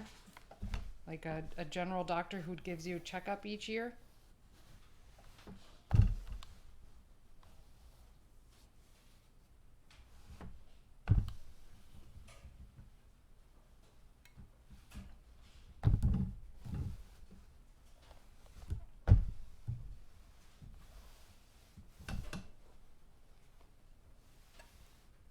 The only thing to do is find a doctor, Anna.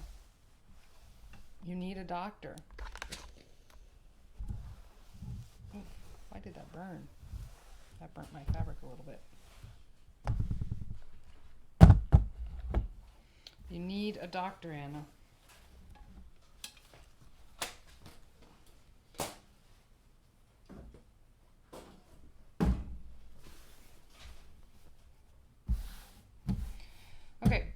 The bottom of this bag we need a measurement on. Actually, we've already decided what it's going to be. It doesn't matter what the bag's going to be on the inside because we have measurements. And they're not all right. They're not all right.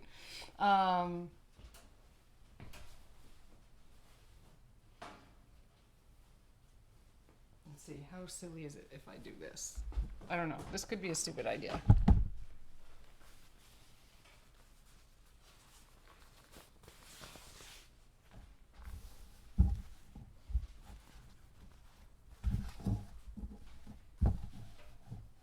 Line it up like this, then we know that that needs to be at least that wide, right? Theoretically. And then, where'd my pencil go? I had a pencil. It was a good pencil too. The markers, those are good, but not what I need.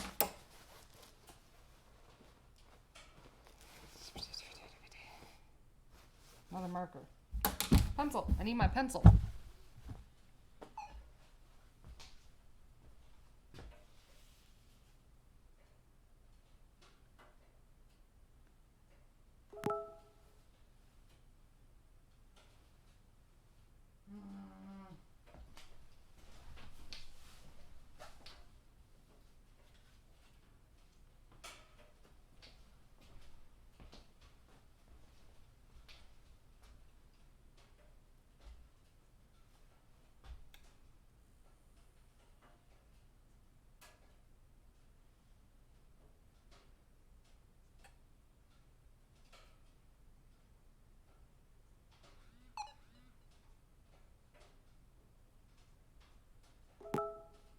My husband just sent me an Instagram.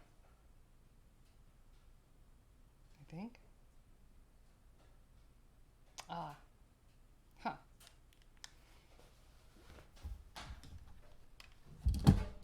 Well, I don't know how healthcare works in Brazil. I don't. So I don't know how I can help. But you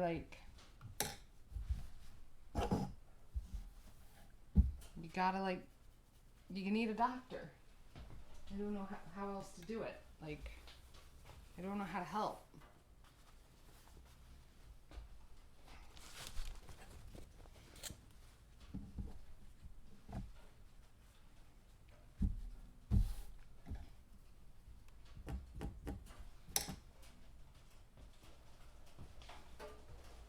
The doctor is the only thing that got me through it. Several doctors, as a matter of fact. So this one goes here.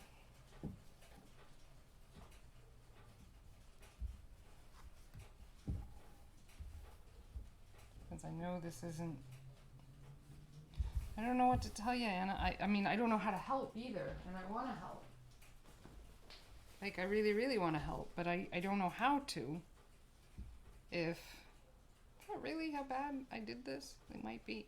It very well could be how poorly I did this. No, that's not it, because this isn't lined up. Okay, so this isn't the idea that works. This is not the shape of my bag. If you're looking at it from above. This is not the shape of my bag. We're going to do the measurements.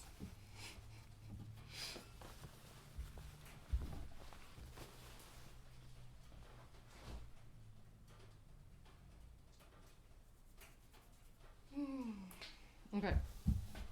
Piece of paper that I wrote things on. Where'd it go?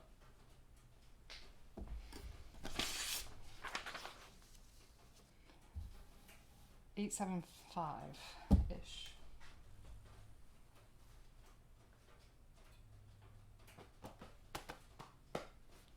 This will work. 875-ish.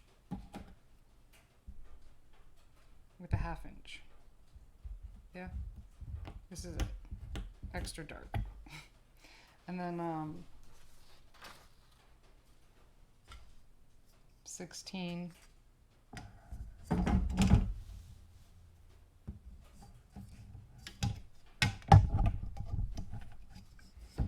I don't know how to help, Anna, and I keep just trying to think about how to do it, and I just don't know. How do I help? Tell me. How do I help? So if we go here, do 9 to 5 and add half an inch. And we connect these, I think, like that. And then like this. I think this is the bottom. What do y'all think? Is this gonna work?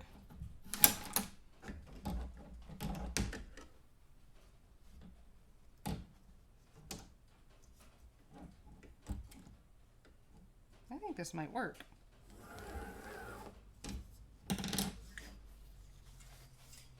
And I'm gonna cut it with the scissors, but this time over here because it's smaller.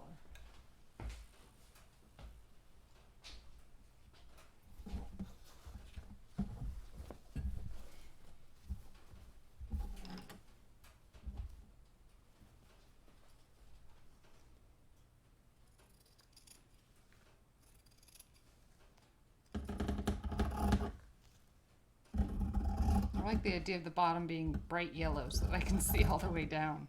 Maybe I should install some like LED lights. That would be funny.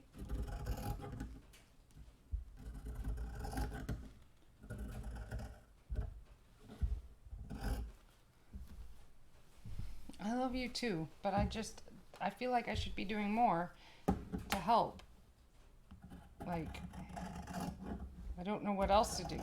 But like when I'm not on, you call those numbers, Anna. Like, don't hesitate. They just want to help too. It doesn't sound fun. That's all I know. It just doesn't sound fun. Should I double up the fabric on the bottom so that things don't tear through? Like, I have a tendency to put crazy things in my bag, right, that can like poke holes and stuff. So do I need to worry? Should I double it? I don't think I need to double it. That seems excessive, right? That's me being over the top, probably. All right, let's measure the height of my camera.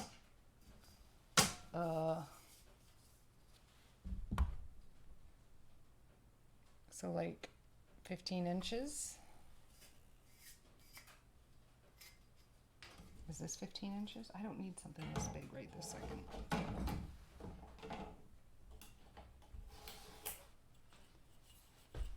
So this is 15 inches. This could do what I need.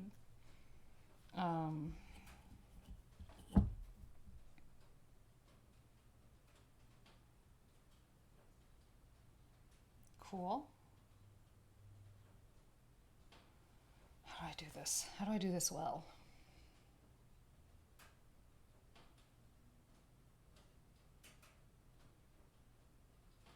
You fold this in, and then in. How wide is this? Okay, this can work. This will be at least one pocket.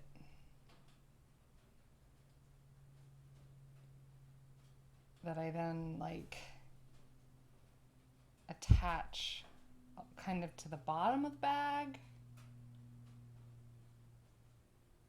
I think that's the right place for this pocket.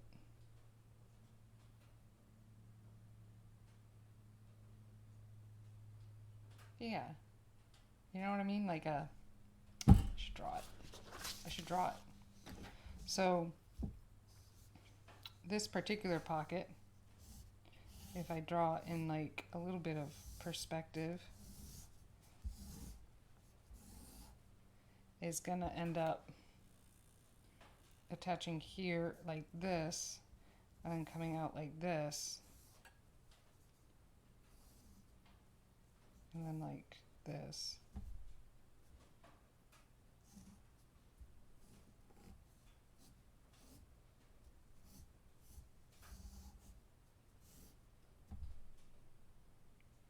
And we'll sew it straight into the seams so that there's less attachment points. So this will be a pocket. How deep should it be? I was thinking like an inch or two at most. Anna, I love you too. I just want to help. I worry about you. Please don't do anything crazy. If I do this at an angle like this, let's give it a square. We're going to square this off. Smaller T-square. I don't need the giant T-square right this second. So this is the bottom.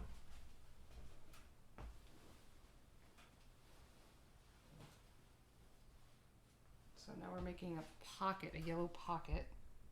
And I'm wondering where I put my tinier T-square.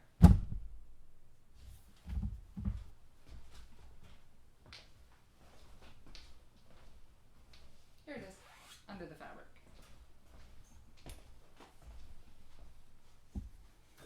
So if this is indeed square, which good luck at figuring that out.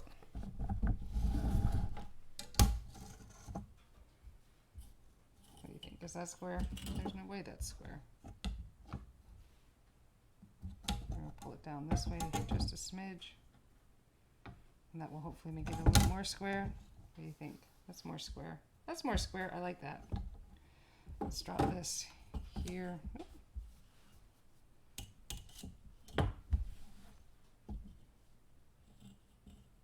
Right about there, ish, right? We don't have to get it perfect.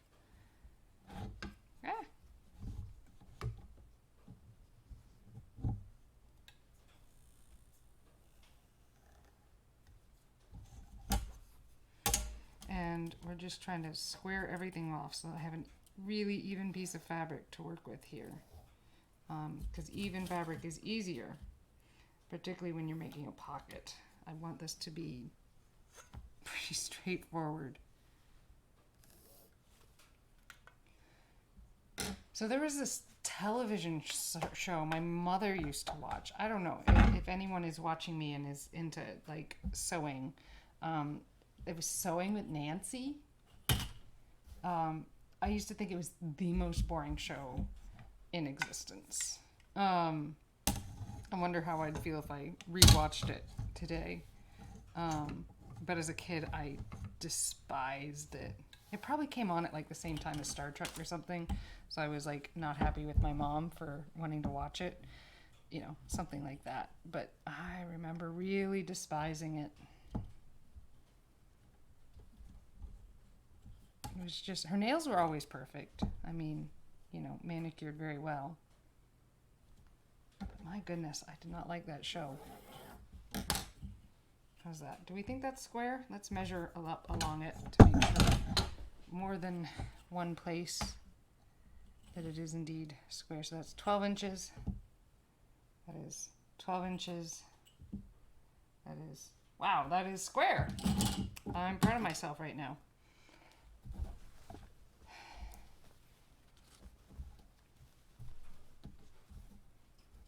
And let's cut.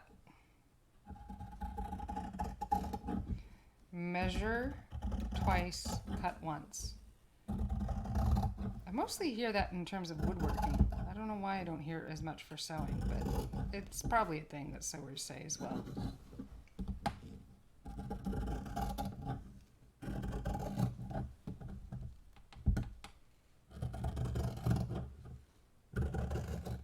As we cut this out and square it off.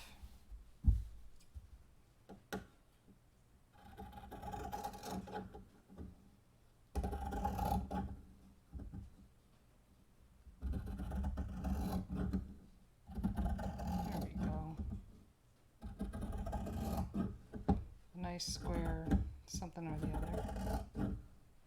I like that. It's an official technical term. Something or the other. It's not technical at all. For those of you who are not native English speakers, I'm just talking at you. Is it fun? All right. We're gonna hem this. Probably a double hem type deal. so that it's super stable, holds its shape, that kind of thing. We need that. Pull the ironing board out again, and we're going to pin it into place. Again, not using my brand new pins that I'm super excited about, because they're not actually heat resistant. I know. They say it, but they're not. They are not. So we'll use these metal tip pins, and they'll do it for me. But we need to give it a nice stable spot and make sure this is about the same width. Most people would do a 1/2 inch. I think I'm going to do 1 inch so that it's stable and I can clip things to it without having to worry.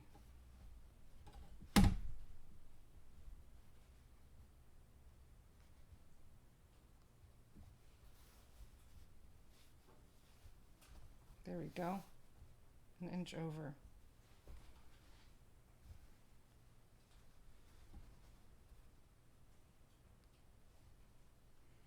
There we go.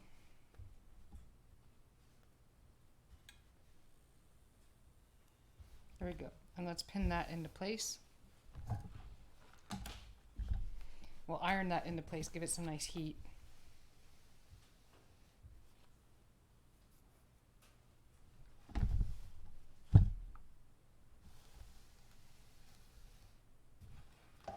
And let's roll it over. Give it another set.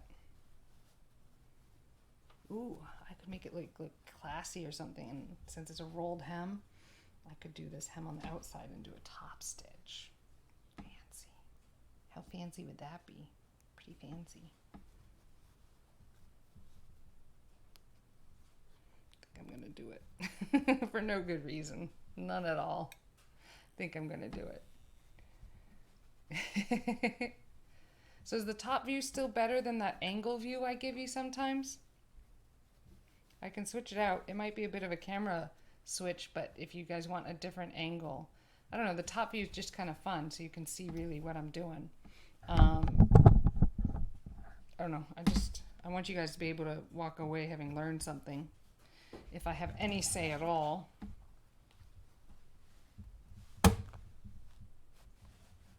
There we go. And I'm avoiding the pins for this particular iron because this step of ironing, because I don't want to get the wrinkle in, even though it'll probably come out. Right now I'm just kind of, it's a basting iron, I guess, if you sew at all. Just kind of like that top stitch real quick, loose, and now it's quite stable. See, that looks nice. I like that a lot. And I'll sew that on. Now I'm going to take one of my other pins, because I'm not going to iron this, and I'm going to hold it in place just so it gets a kind of a good idea, stays there if I wrinkle it or whatever, and that pin will hold it in place. 3 of them.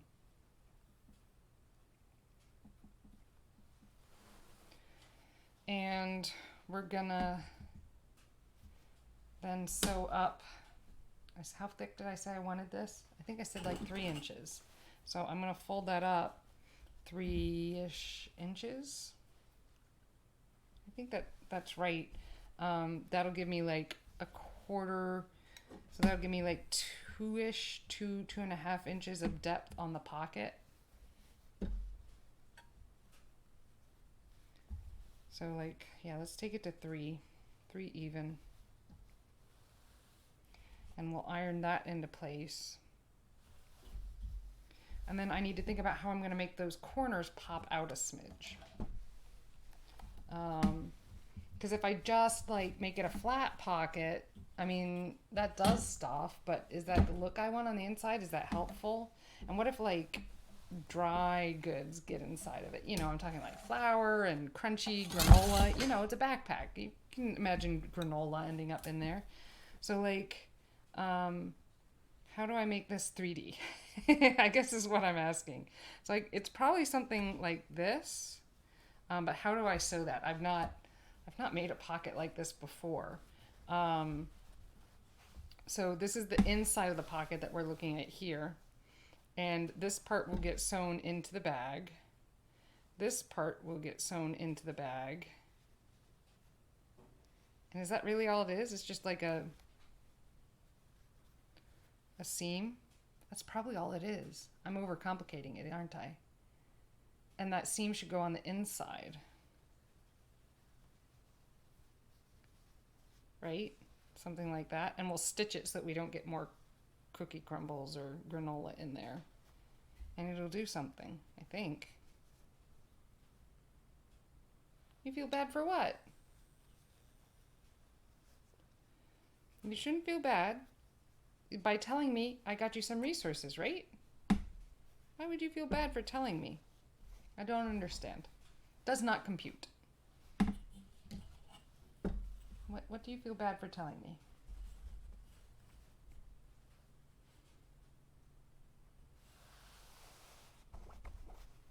I'm confused. So if we take 6 inches, well, 3, well, it pops out 2, 3, and 3. This is an odd pocket.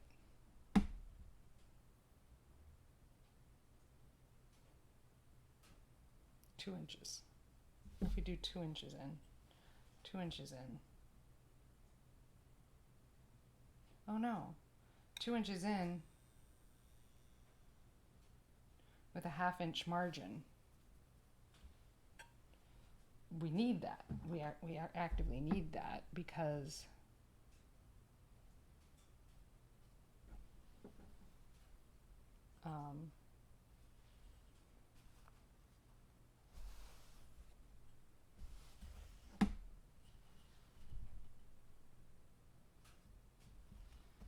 why do we need that? Because it's going to sew. And then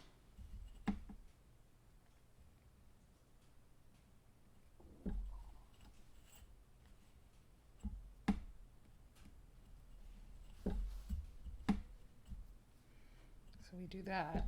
And then how many inches can I go in?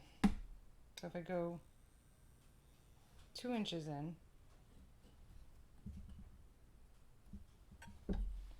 and 2 inches in, that leaves me 7 inches, which is about appropriate for that inside pocket. So it has a little bit of wiggle. Okay, good. I like that. I like that a lot. I think this is perfect. Yeah. I'm just gonna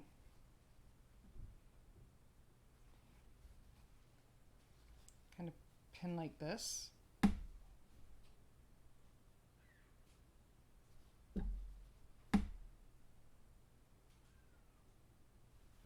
I'm just going to kind of pin like this.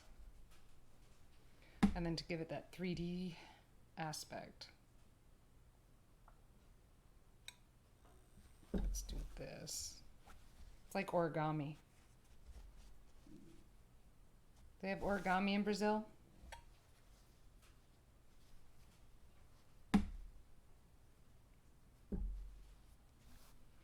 I know, what do you have to feel bad about? Oh, I'm gonna sneeze.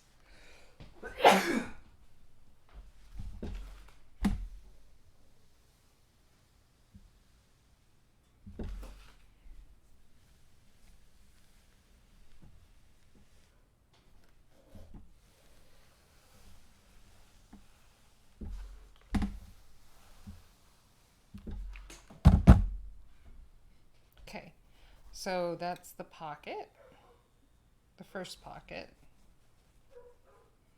And then we're gonna align that here, right, like that. And we're gonna sew those down before we attach them in any way, shape, or form, because I don't feel like trying to clean the crumbs out of that.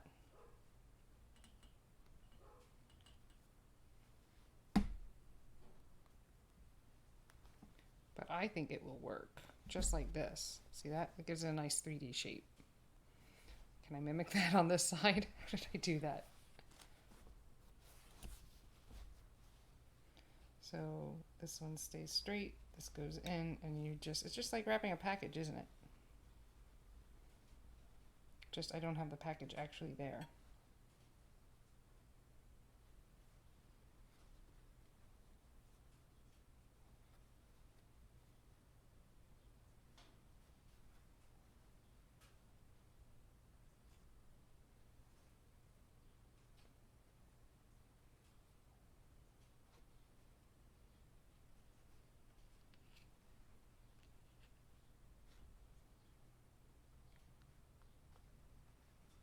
There we go.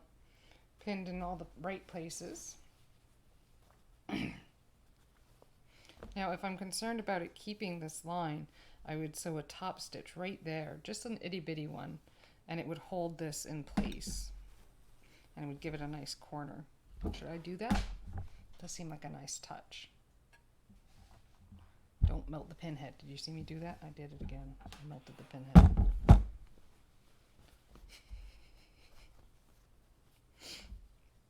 Okay, fold that up.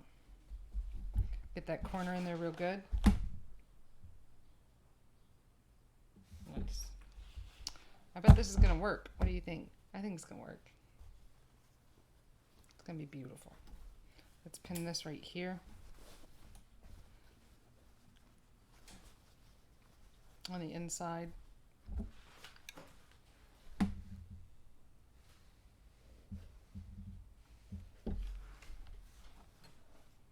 Pin on the inside. Again, not using those purple pins because they melt. I'm using the straight metal ones. But I'm gonna stitch that down so I don't get crumbs in it, because I don't want crumbs hiding out in here. Crumbs are bad. I really think that's a nice pocket, right? That'll go on the inside. Really helpful, I think. And I should do another one, right? Another pocket just like this.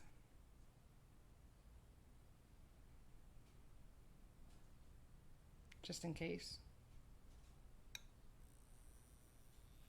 What are the kinds of things that I would put in a pocket? The cameras definitely.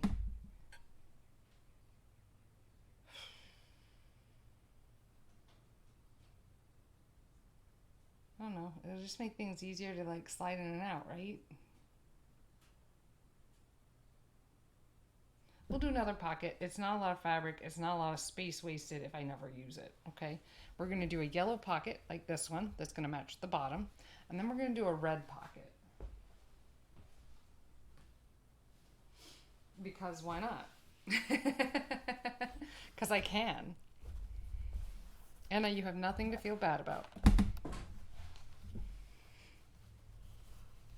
Nice. So I'm going to get this nice and flat.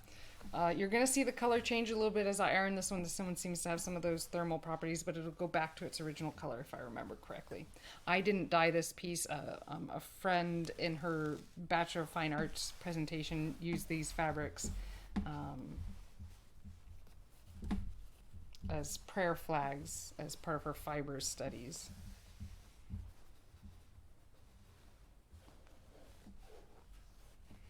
Just laying these out so we get these nice and flat.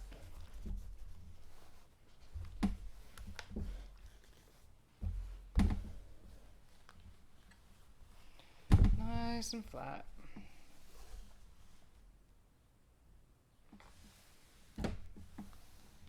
Just like that.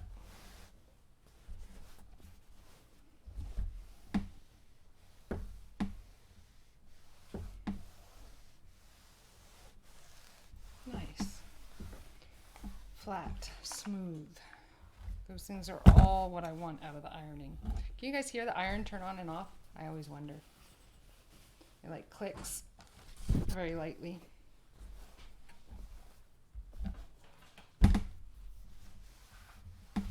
No? There we go. Nicely done. Keep this going.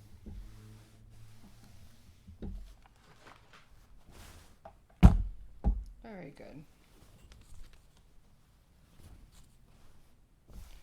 And let's mimic that other piece. So I guess I'm going to unpin it. But it's ironed, so I'll be able to pin it back in really easy. because I don't need to remeasure it and start from scratch, theoretically.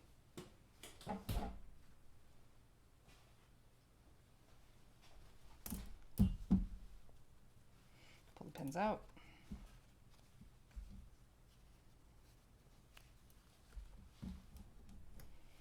Really, the point of this liner is to give me something durable to slide the laptop up against, I guess.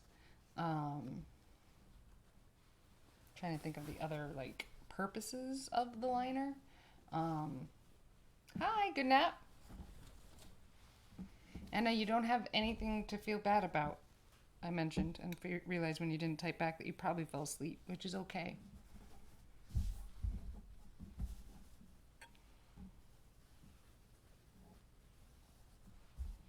And what are you feeling bad about telling me? Because I thought it was helpful, right? I gave you resources, so it was a good thing you told me.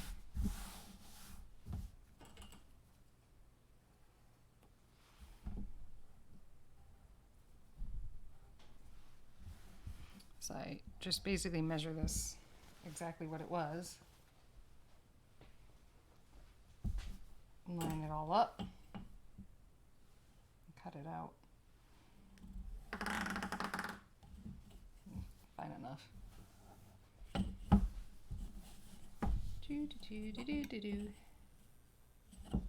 Line that up. I'm going to get the bigger one. Almost. Whoop. Don't knock the iron off. Almost too big. I was about to say as I like almost knocked the iron off. It's almost too big.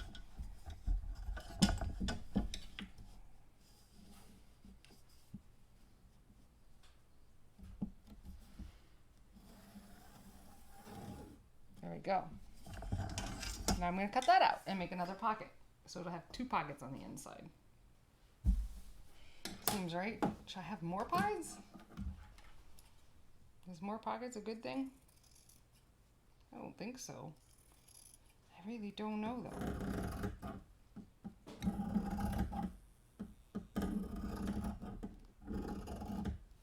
We did away with pockets on the outside completely.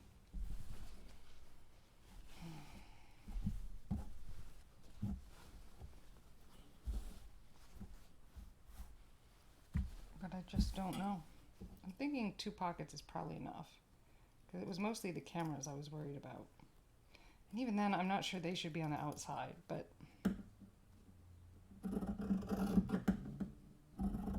at least then I know where they are. And I put socks over them when I traveled with them as a way to keep them padded, so maybe that would work. They seem pretty durable though. They've kind of taken the beating I've given them here.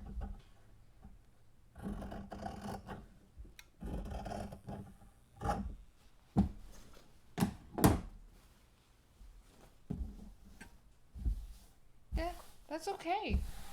That's what friends are for.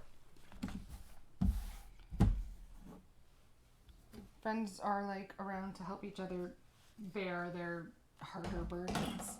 That's what we do as friends. Oh man, I gotta think about dinner tonight. What am I gonna make for dinner? I had so much fish. Oh my gosh, I had so much fish on my trip. It was so much fish. I have not had that much fish in a long time. My digestive system is gonna take weeks to recover. When you're a vegetarian and you go and you eat meat or fish, it really messes with you.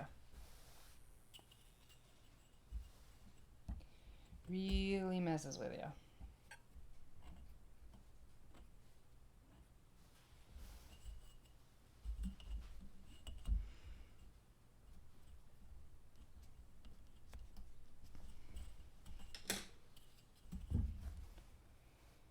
Don't you worry about making me sad, Anna, okay?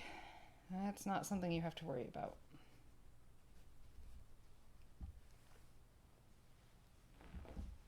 You just worry about being healthy. I'm happy to be your friend. I'm glad you're my friend too.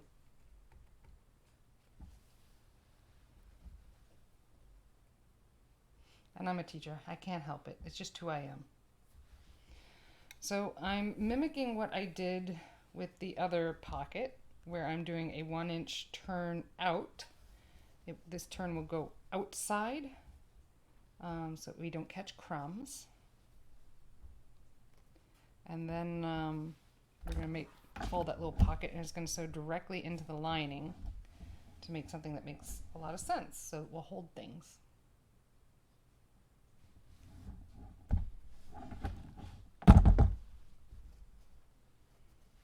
Very nice, very nice, very nice. And now flip it in.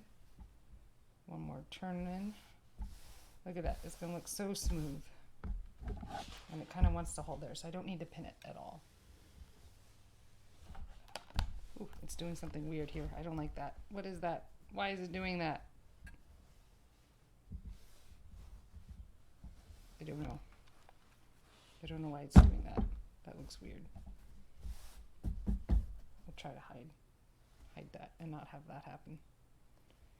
Pin it in place. Pin it in place. Well, you have those numbers, right, for days when I don't stream? My stream shouldn't save you. Like, I'm happy that it's helping, but, like, you're an amazing individual who's been through a lot, and you should, like, be able to get help when you need help, is all I can think.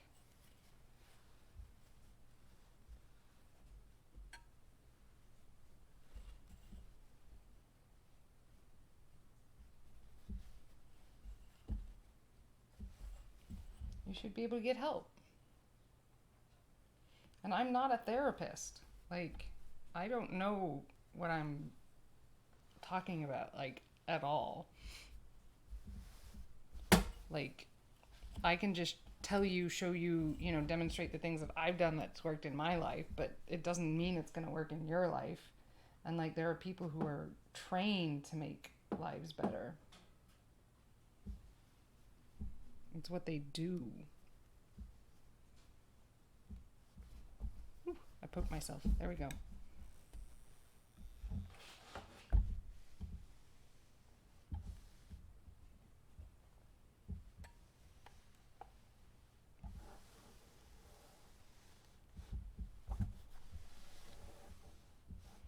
There we go.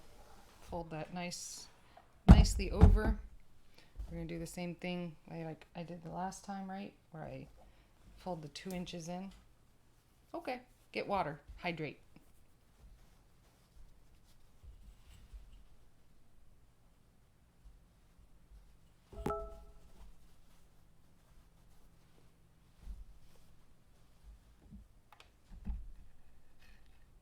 Let's see here.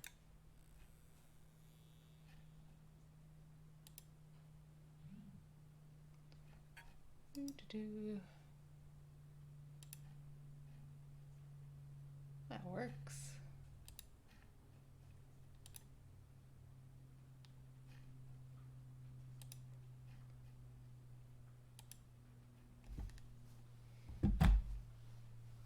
We're going to iron that down. What should I say we need on the way home? Dinner. I don't want to eat out, not really.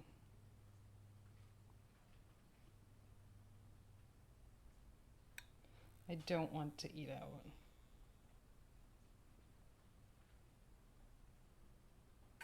We could actually go out to a restaurant though, because now we're both vaccinated, which is pretty cool.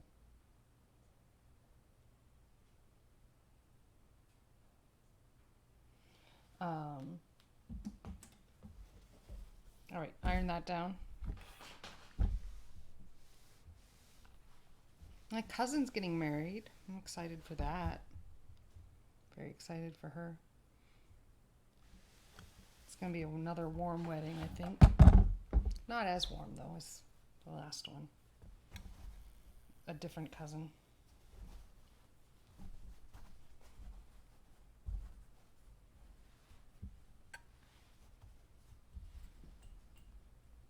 Fold it in about like that. down.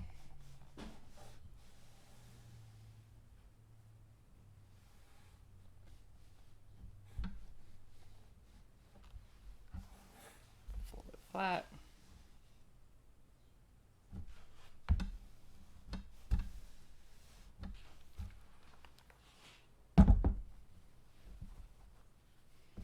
And we're going to make that same pocket structure we made on the yellow one so that I can not have to clean these out of crumbs. You know what I mean? No one really wants that.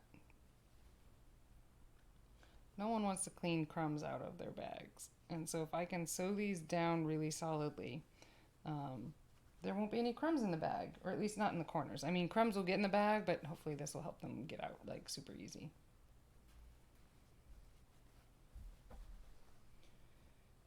And how do we do this again? This way, this way. Ooh, I'm getting good at this. At least I feel like I am. I figured out a pocket structure. Win for the day.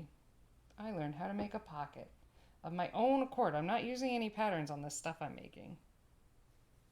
I should drink water. Just like Anna. Drink water, folks. Don't drink soda. I don't know. There we go. Drink water.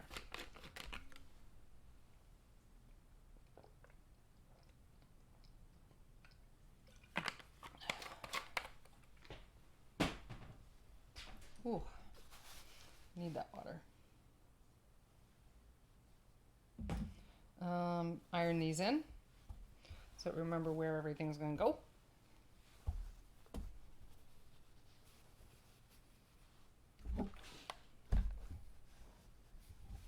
Iron it down.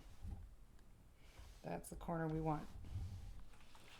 It is interesting. So it's that bright pink, and this red is definitely color changing as I, as I work through these, like as I iron under temperature. So I wonder like what it is about red dyes in temperature that are causing it to like change, because I don't know. Cool. It's another pocket. Now, should I ensure the structure of these pockets is always poking out a little bit by doing that top stitch I talked about? What do you guys think? Top stitch?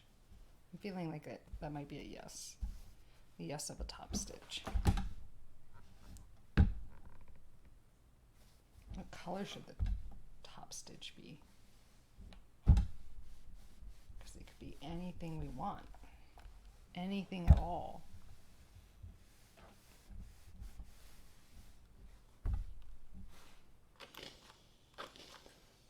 I feel like this needs more water. Like this wrinkle is just not coming out. Oh, I have water. Will this work? What do you think? That might be too much water, actually. I'm really not sure. We're gonna try it though.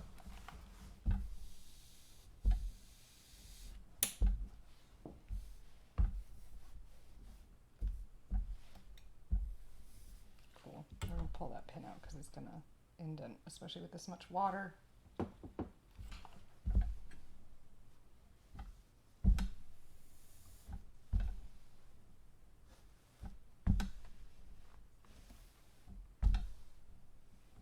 Nice, nicely done. Getting that nice and smooth, okay? That's the goal here. Getting this nice and smooth.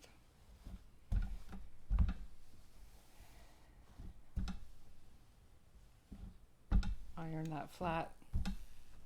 And the water probably has mineral buildups in it, so it may leave a little bit of watermarking stain behind. I'm not sure. We'll work through it if it does. I'm not like super worried. We're gonna have to stitch that hem at the top down. So yeah, now should I go for a red? Because that sounds kind of cute, doesn't it? Red top stitch, really blend it in. Red here, do yellow on the yellow. I'm feeling like yes. Ooh, I don't think I have the fabric or the thread that matches that fabric that I'm sewing the lining out of, now that I think about it. Because I made a lot of masks out of that blue. out of that fabric, and I'm thinking it's not in existence right now. We'll think through that.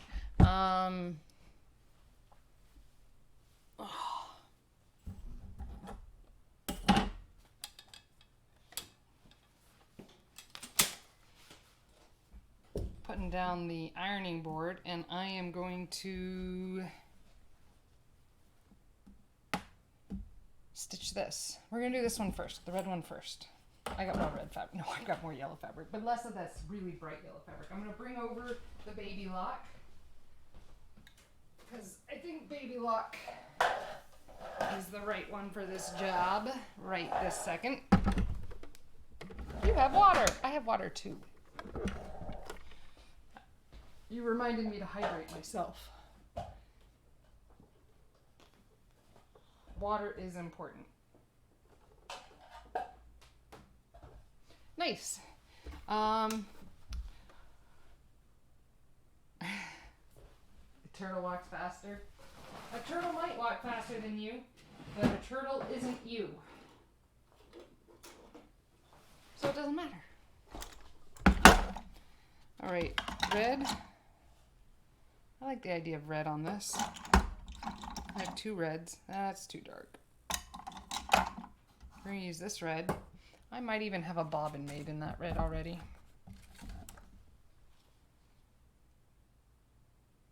I don't. But I'm gonna use this one. It's close enough. I don't think anyone will notice on the pocket.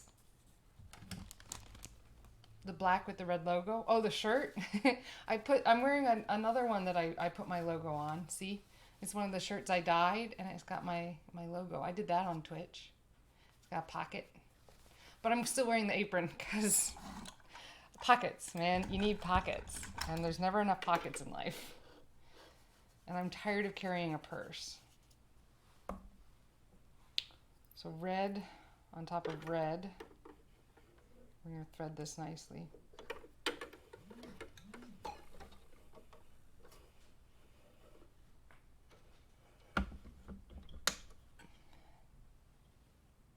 Well, I don't know if I'll see Kai today. I don't think she put herself on the schedule tonight. She did some awesome work for me while I was traveling. She covered my back like she always does. She just takes care of me. You know what I mean?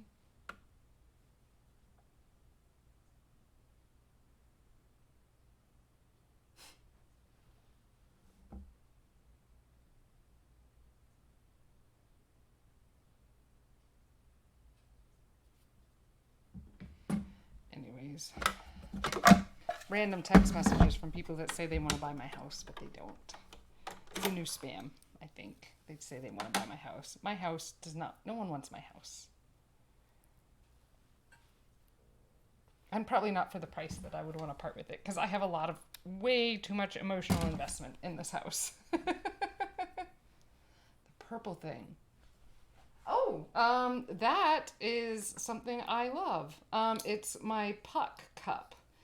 So Facebook seems to have figured out how to advertise to me. And they advertised this product that is helpful for cleaning brushes. And so I use it. I'll put it on screen. Hold on. Let me thread this. There we go.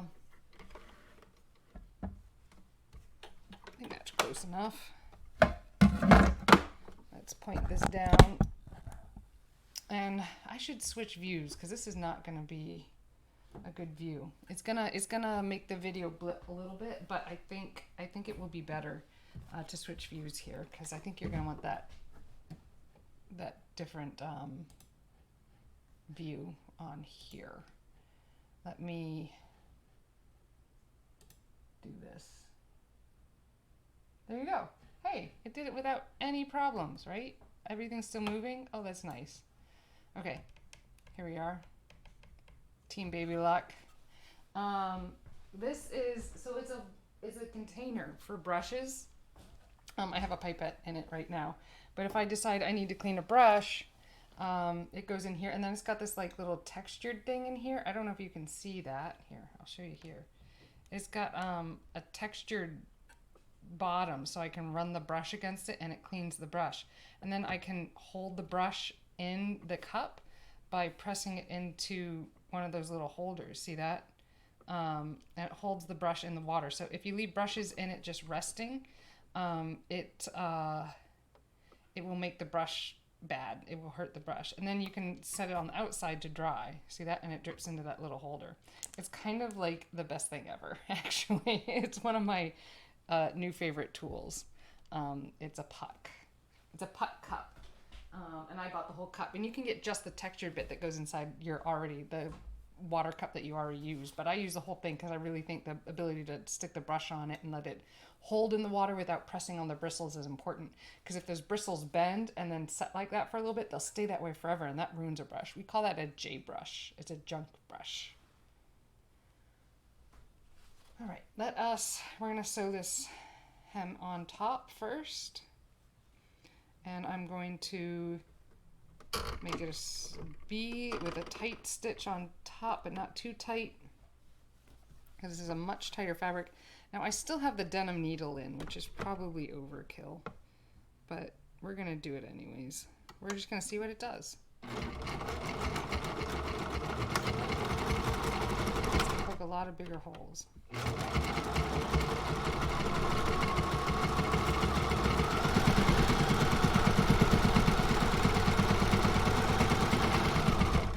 Feel about that stitching? I feel all right about that stitching. Move the pin out because we don't want to break a needle.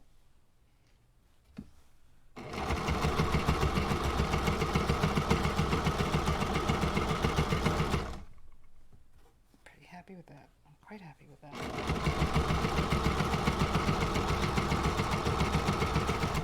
I should switch my needle out.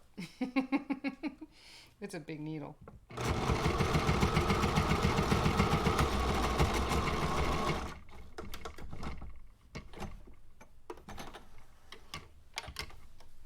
There we go. Nice little top stitch. It's not perfectly straight, but it'll work for me right now. Yeah, baby needle. I probably need a baby needle. You know what? It's going through the fabric. It's holding up. It's not too bad. I think I'll stick with it for now. But I am going to now stitch this on. Need to think about this, how to do this the best way. We're just gonna stitch this right here, okay? This is gonna work, theoretically. I really don't know.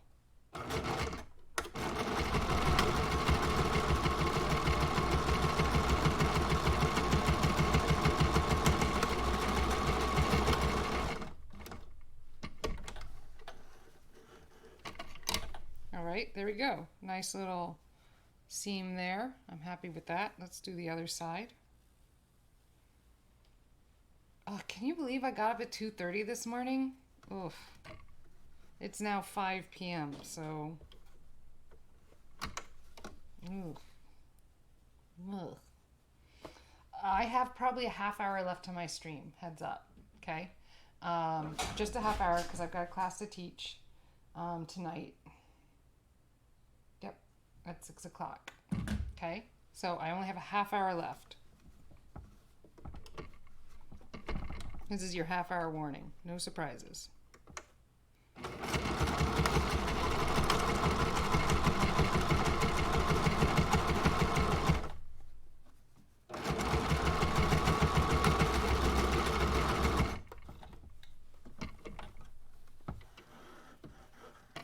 There we go. All right, that's nicely done. Now we're going to do the same thing on this side so that, you know, the corner fabric just holds in there, there's no holes being created, and it just kind of holds the whole thing together. Color bottles. Which colored bottles? The ones right here? These ones? Those are glitter. These ones are paint. I think that's what you're asking. Yeah, so these are glitter right here. This is all glitter because I love glitter. Some of them are an ink glitter. Some of them are ink bottles. Yes, you recognize that well.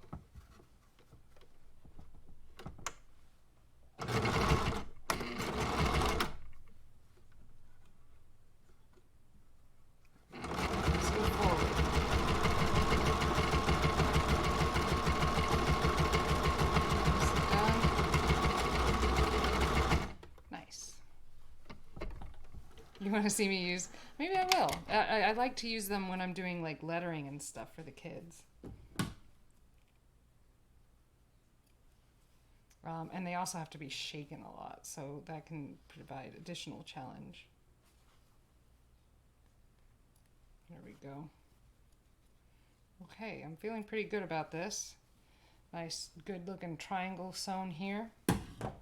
We're going to do the same thing over here to sew that down.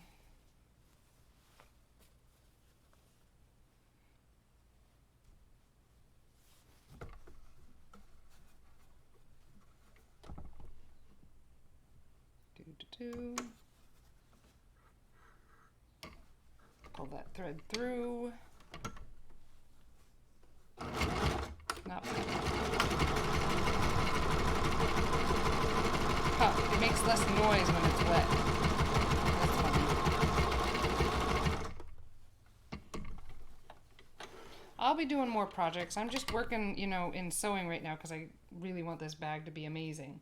But like, you know, I have paintings to work on, like I've worked on other streams, just regular like watercolor and stuff. Now that I think about it, the stream probably isn't titled properly, but that's okay. That's okay. I'll get better at those things. I'm using the same title as my last one because I didn't change it. All right. Nicely done. Okay, it's a pocket, even if it's not a pocket on anything yet, which is kind of funny. It's a pocket. Can you tell it's a pocket? I made a pocket for the inside of a bag. I think I'm gonna top stitch this layer because it could get unflattened, and I don't want that. So we're gonna line it up right here, just like the other side. We're gonna move it to side B, stitch B, so it's all the way, the needle's to the left.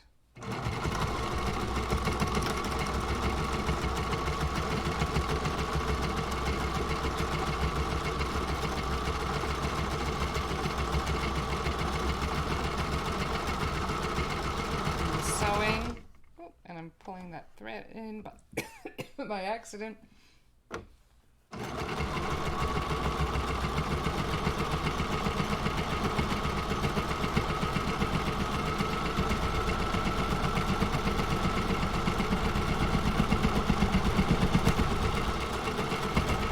Not bad. Not bad at all. And that will help it stay stiff and open and close when I need it. Let's do the yellow. I'm going to thread yellow on. Put the red thread away. And I do have a little bit of a yellow bobbin. Not much. Do we think it's enough? We'll find out. Pull the red bobbin out.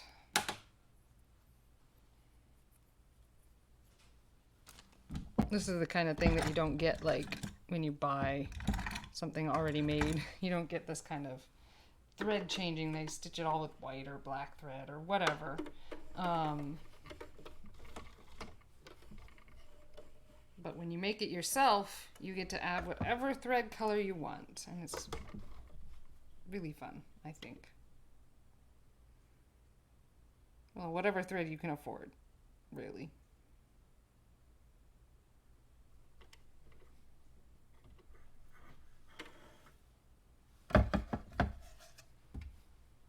There we are. Pulling this through. Put the bobbin in. Pull the bobbin through. And now we're going to do the yellow piece. Oh, I have unpinned the yellow piece, and I forgot I unpinned the yellow piece. So we're going to roll that back up. Maybe pin it once or twice, just to give it a good foundation.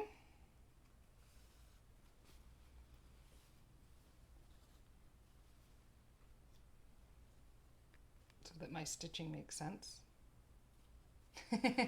You like feel like it was a lot of work? Yeah, I did a lot of measuring, and it was a lot less questioning, right? My brain seemed ready to solve problems, where sometimes it feels like my brain does not want to solve problems, and it just makes more problems for me.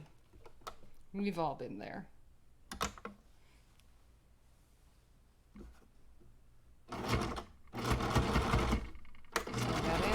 So a knot, I'm going to up the stitch length just a bit. There we go. Remember, don't sew over your needles. Well, practice. You start with just 5 minutes every hour. When you need to, Anna's asking, how do I stay standing all the time? You practice, and it's important that you practice and have good posture while you do this. But you stay standing, and you just do it for 5 minutes every hour. 5 minutes every hour, and then you work up. Just add a minute each day or week, depending on where your physical fitness is. But you can add and then you can go 6 minutes every hour that day, right? That you're up and moving around. Don't do it while you're sleeping. You don't need to wake up to do it. But yeah, and then you just keep building, and then you get to an hour. Yeah, that's how you do it. Or you do what I did and sew a bag and tell yourself you just have to start standing up. Or you stand for 24 hours doing a readathon. That's a good practice. And you feel really sore afterwards. But if you work up to it gently so you don't hurt yourself, that's the best way. It's just like any other exercise, right? You don't start out running 10 miles. You try a quarter of a mile first.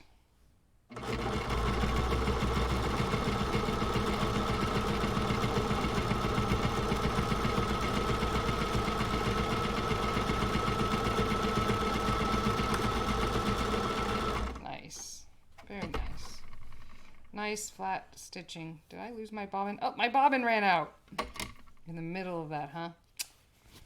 I thought I had more on that bobbin. We're going to make a new bobbin. You've seen me do this before. We put the thread through the bobbin. Any good sewing machine comes with a bobbin conversion kind of thingamabob, because you want to be able to make matching bobbins. You don't want to have to buy all your bobbins. It gets expensive and is kind of silly. And you don't have as many thread color options, which is super duper silly. There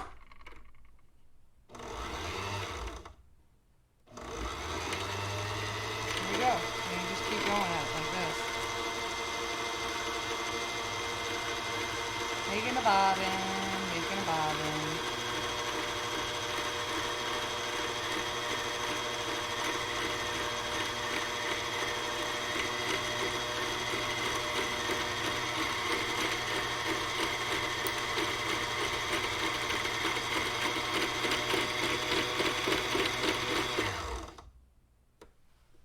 You don't want to make such a big bobbin that you think that you don't have any thread left on your spool. I've done that before. Even on Twitch, I've done that. I think Baby Loch was created for making baby bags. You think I should make a baby bag? That bag is not a baby bag. That bag is a big baby. That bag could carry several babies. I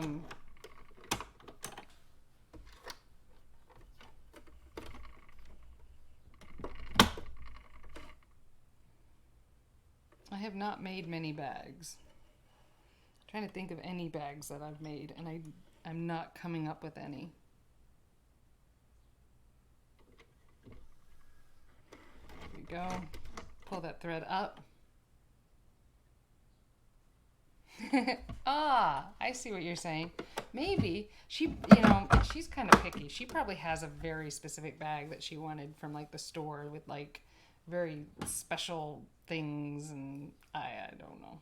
She probably has a a baby bag already that she picked out and looks like gorgeous.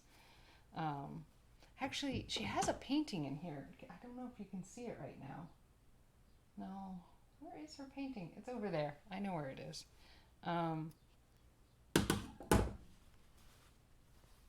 we go. Let's do this again. We're going to sew down where we kind of make a knot. Now, where did the thread stop? That's the question. It stopped about here. So line that up so we sew over it.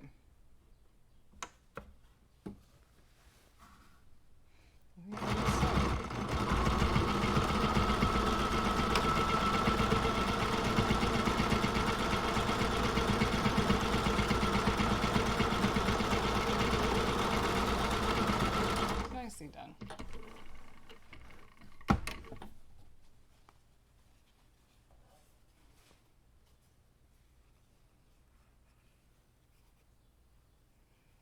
Cool. Tighten that up and tie some knots because I don't think I did that very well.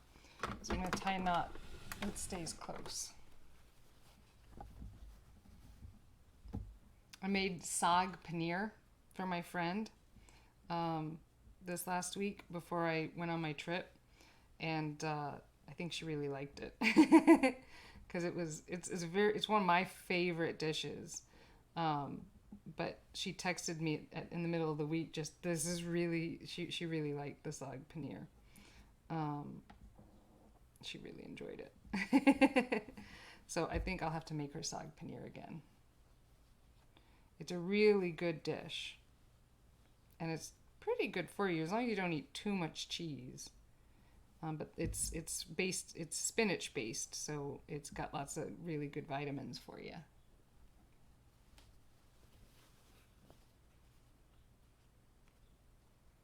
Tying these knots so that it does not come undone.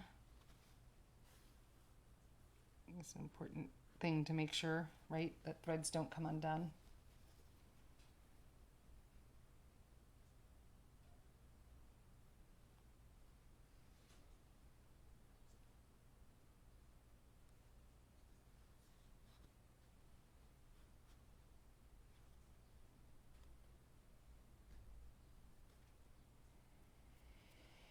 Tying knots, super boring.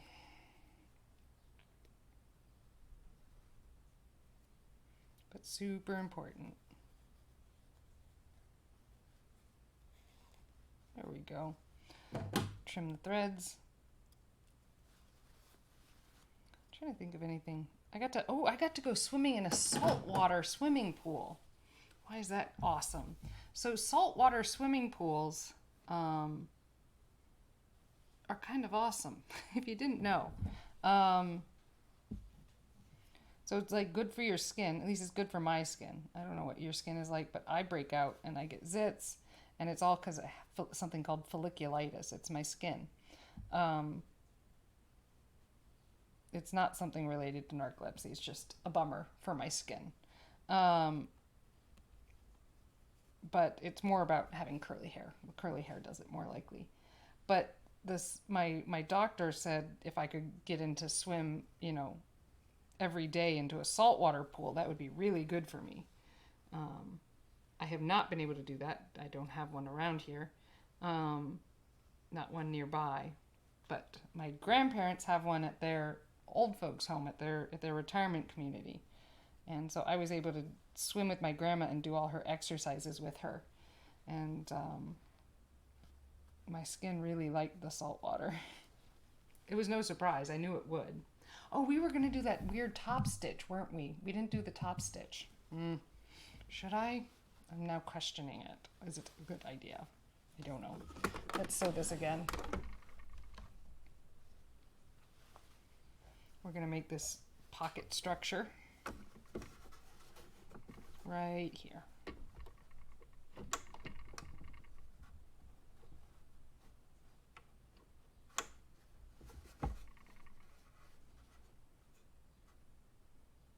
And so, I'm back because I didn't do the knot. There we go. Hydrate. How did you know? I was just thinking I needed some water. I got water when you got water because you reminded me.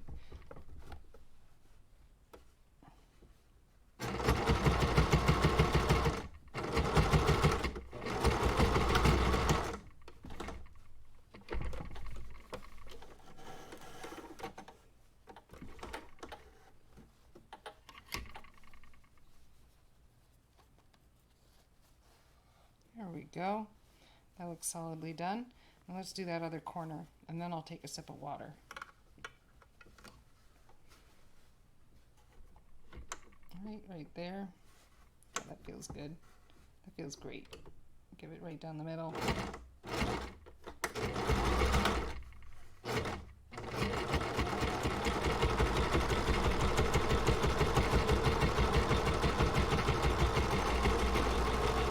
Nicely done.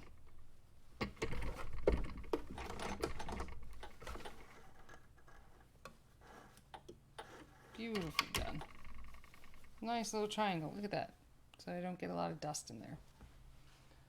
Water. Plus flying, you know, airplanes always dehydrate you.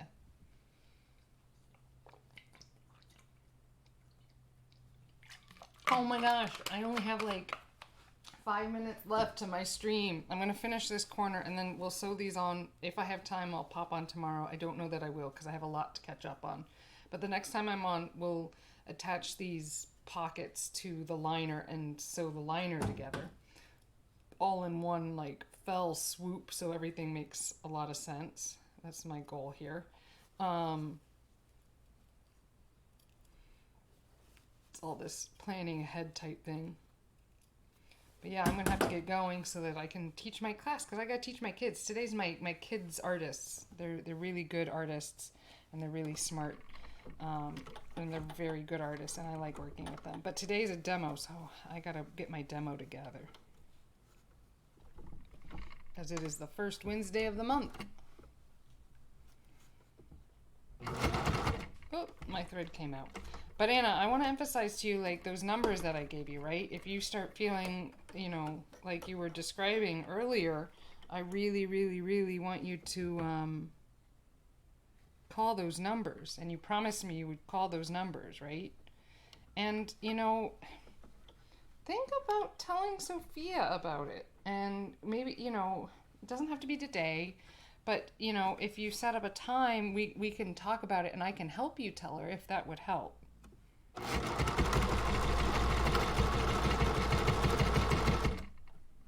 Because I'm not physically there, so I can't, like, physically help, but Sophia can. And that's important sometimes. Sometimes you just need, like, a hug, right? And Sophia can give you a hug, and I can't give you a hug. So, like, you need to tell Sophia so that Sophia can give you hugs. I don't know if you like hugs. I'm not a huge hug person, but I recognize that they can be important. So if you're, yeah, I worry, like, if you're having those thoughts, Anna, you need to talk to someone smarter than me, someone who's educated in therapy. You know what I mean?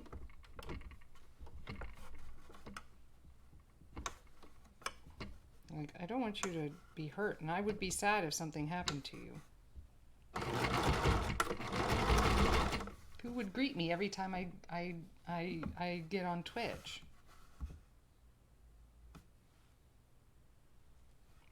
That's okay. You don't have to like hugs. I'm not a big hug person.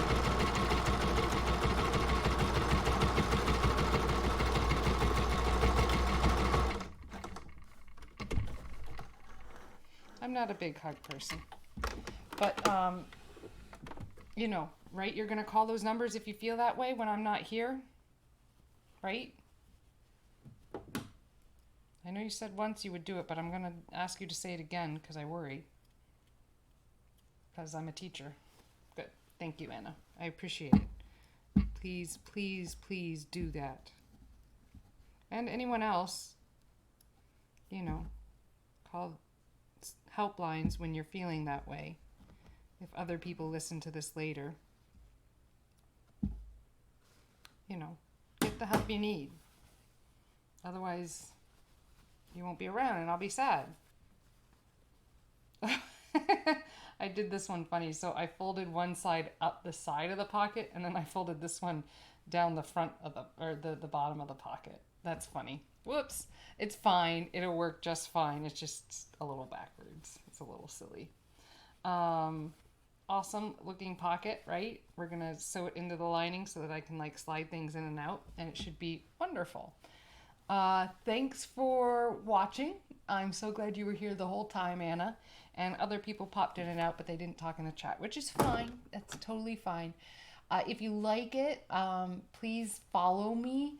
I love teaching how to do different things, and right now I'm on a sewing bent because I'm finishing up this bag. I used it uh, to travel this last weekend to visit my grandparents because they really needed that help. Um, but it still needs a liner, and pockets would be really helpful. So I'm working on this to make some pockets. Pockets would be fantastic, and I'll get it done eventually. But I am tired today, and I have a class to teach since I really did arrive back to my home in Manchester, New Hampshire today, only a few hours ago. Um, I'm going to end my stream and get set up for my class that I teach, which, if you're interested in a class where I individually help you and don't just kind of walk through whatever it is I'm doing, you can sign up for those on my website at unchartered.org. Go to the shop or class page, and you will see that on Wednesdays I have a kids, young adult kind of a class on Wednesdays. And then on Fridays I have an adult class that you can sign up for. It's $50 a month, and I just help you with whatever you're working on. And then if you want to sign up for a kit, I will watch what you make and be like, you know what tool you could use? It's this one. So, think about it. It might be something you're interested in if you're liking this stream. And it's a way to support me because I am a working artist, and these classes are how I make my money. Not the Twitch stream yet. The Twitch stream doesn't make me anything. I'm just working like I would normally be working and talking to you while I do it.